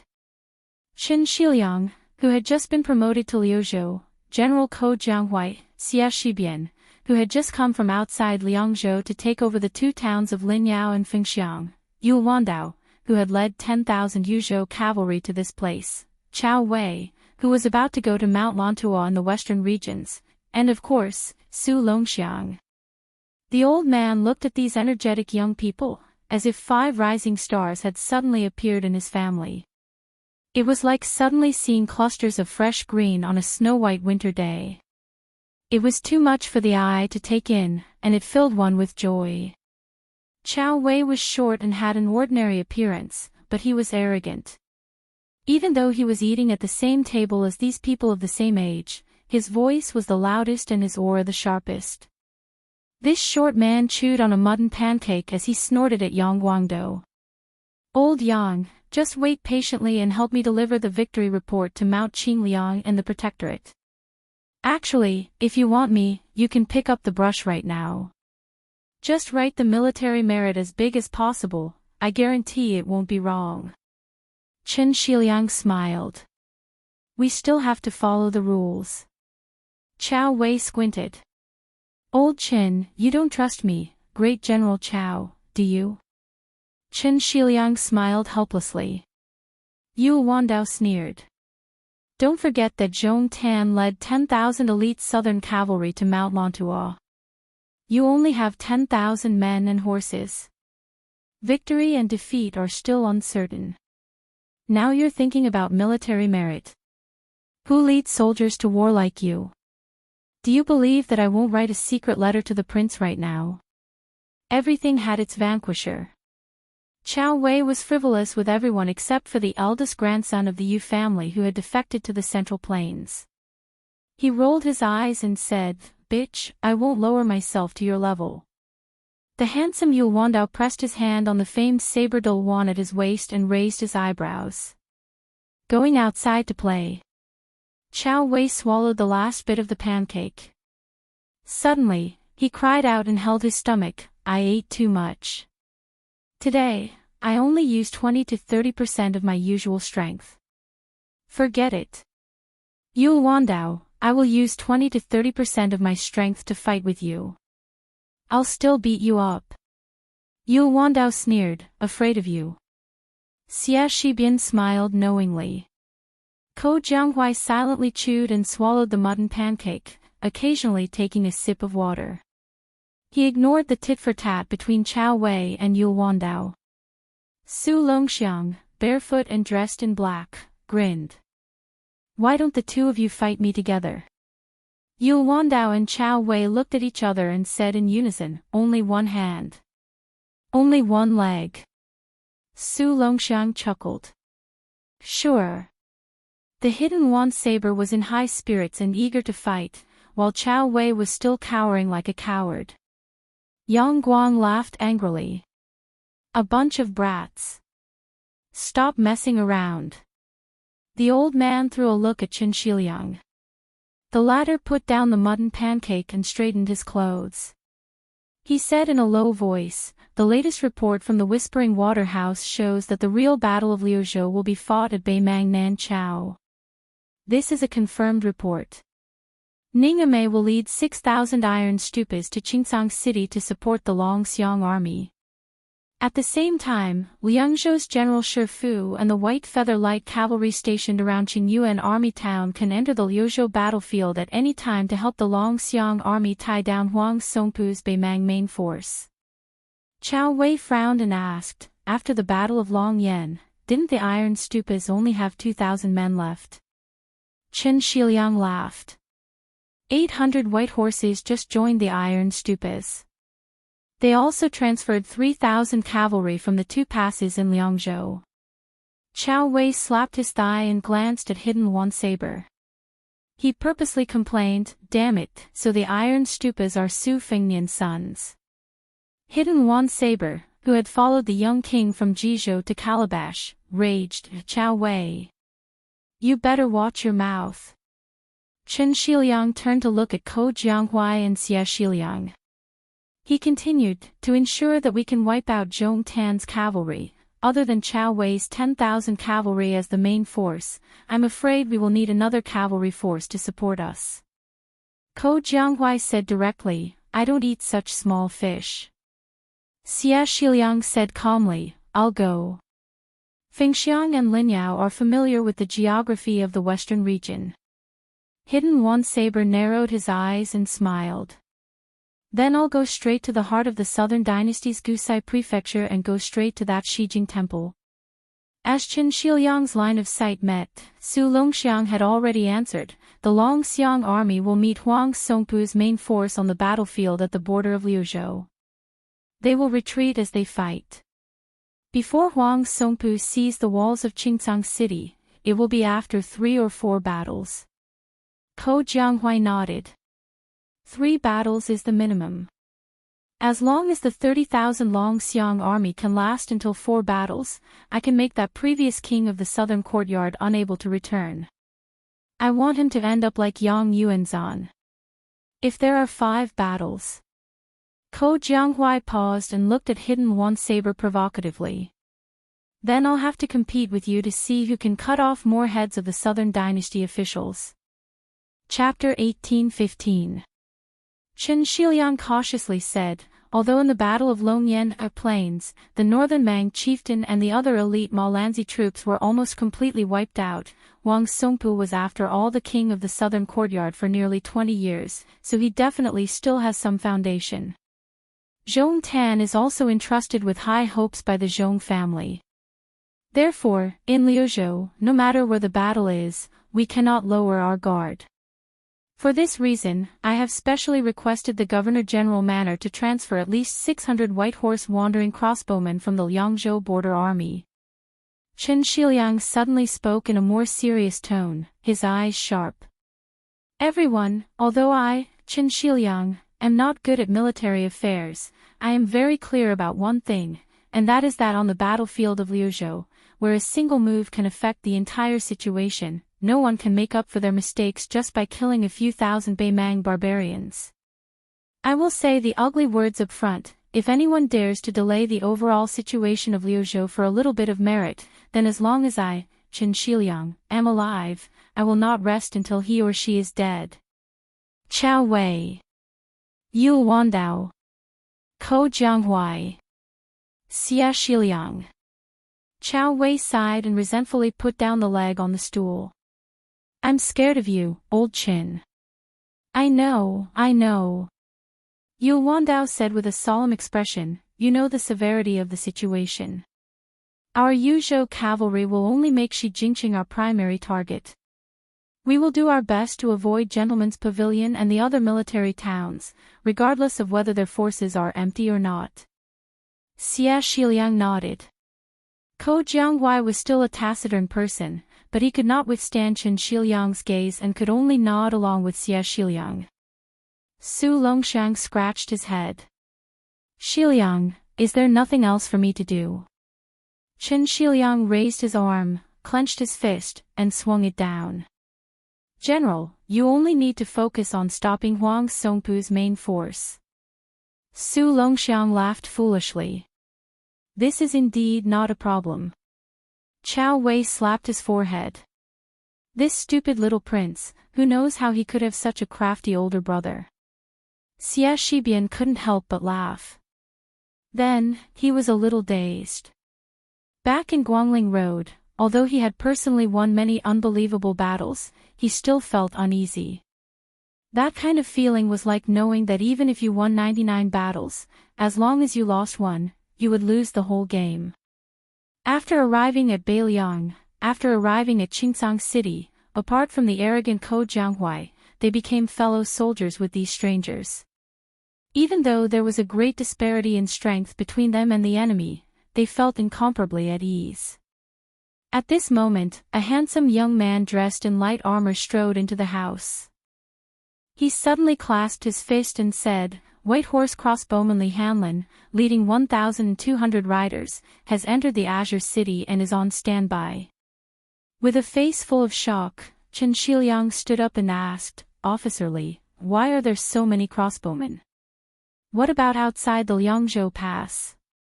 Li Hanlin said with a straight face, This is a military order from the Protectorate. I only follow orders.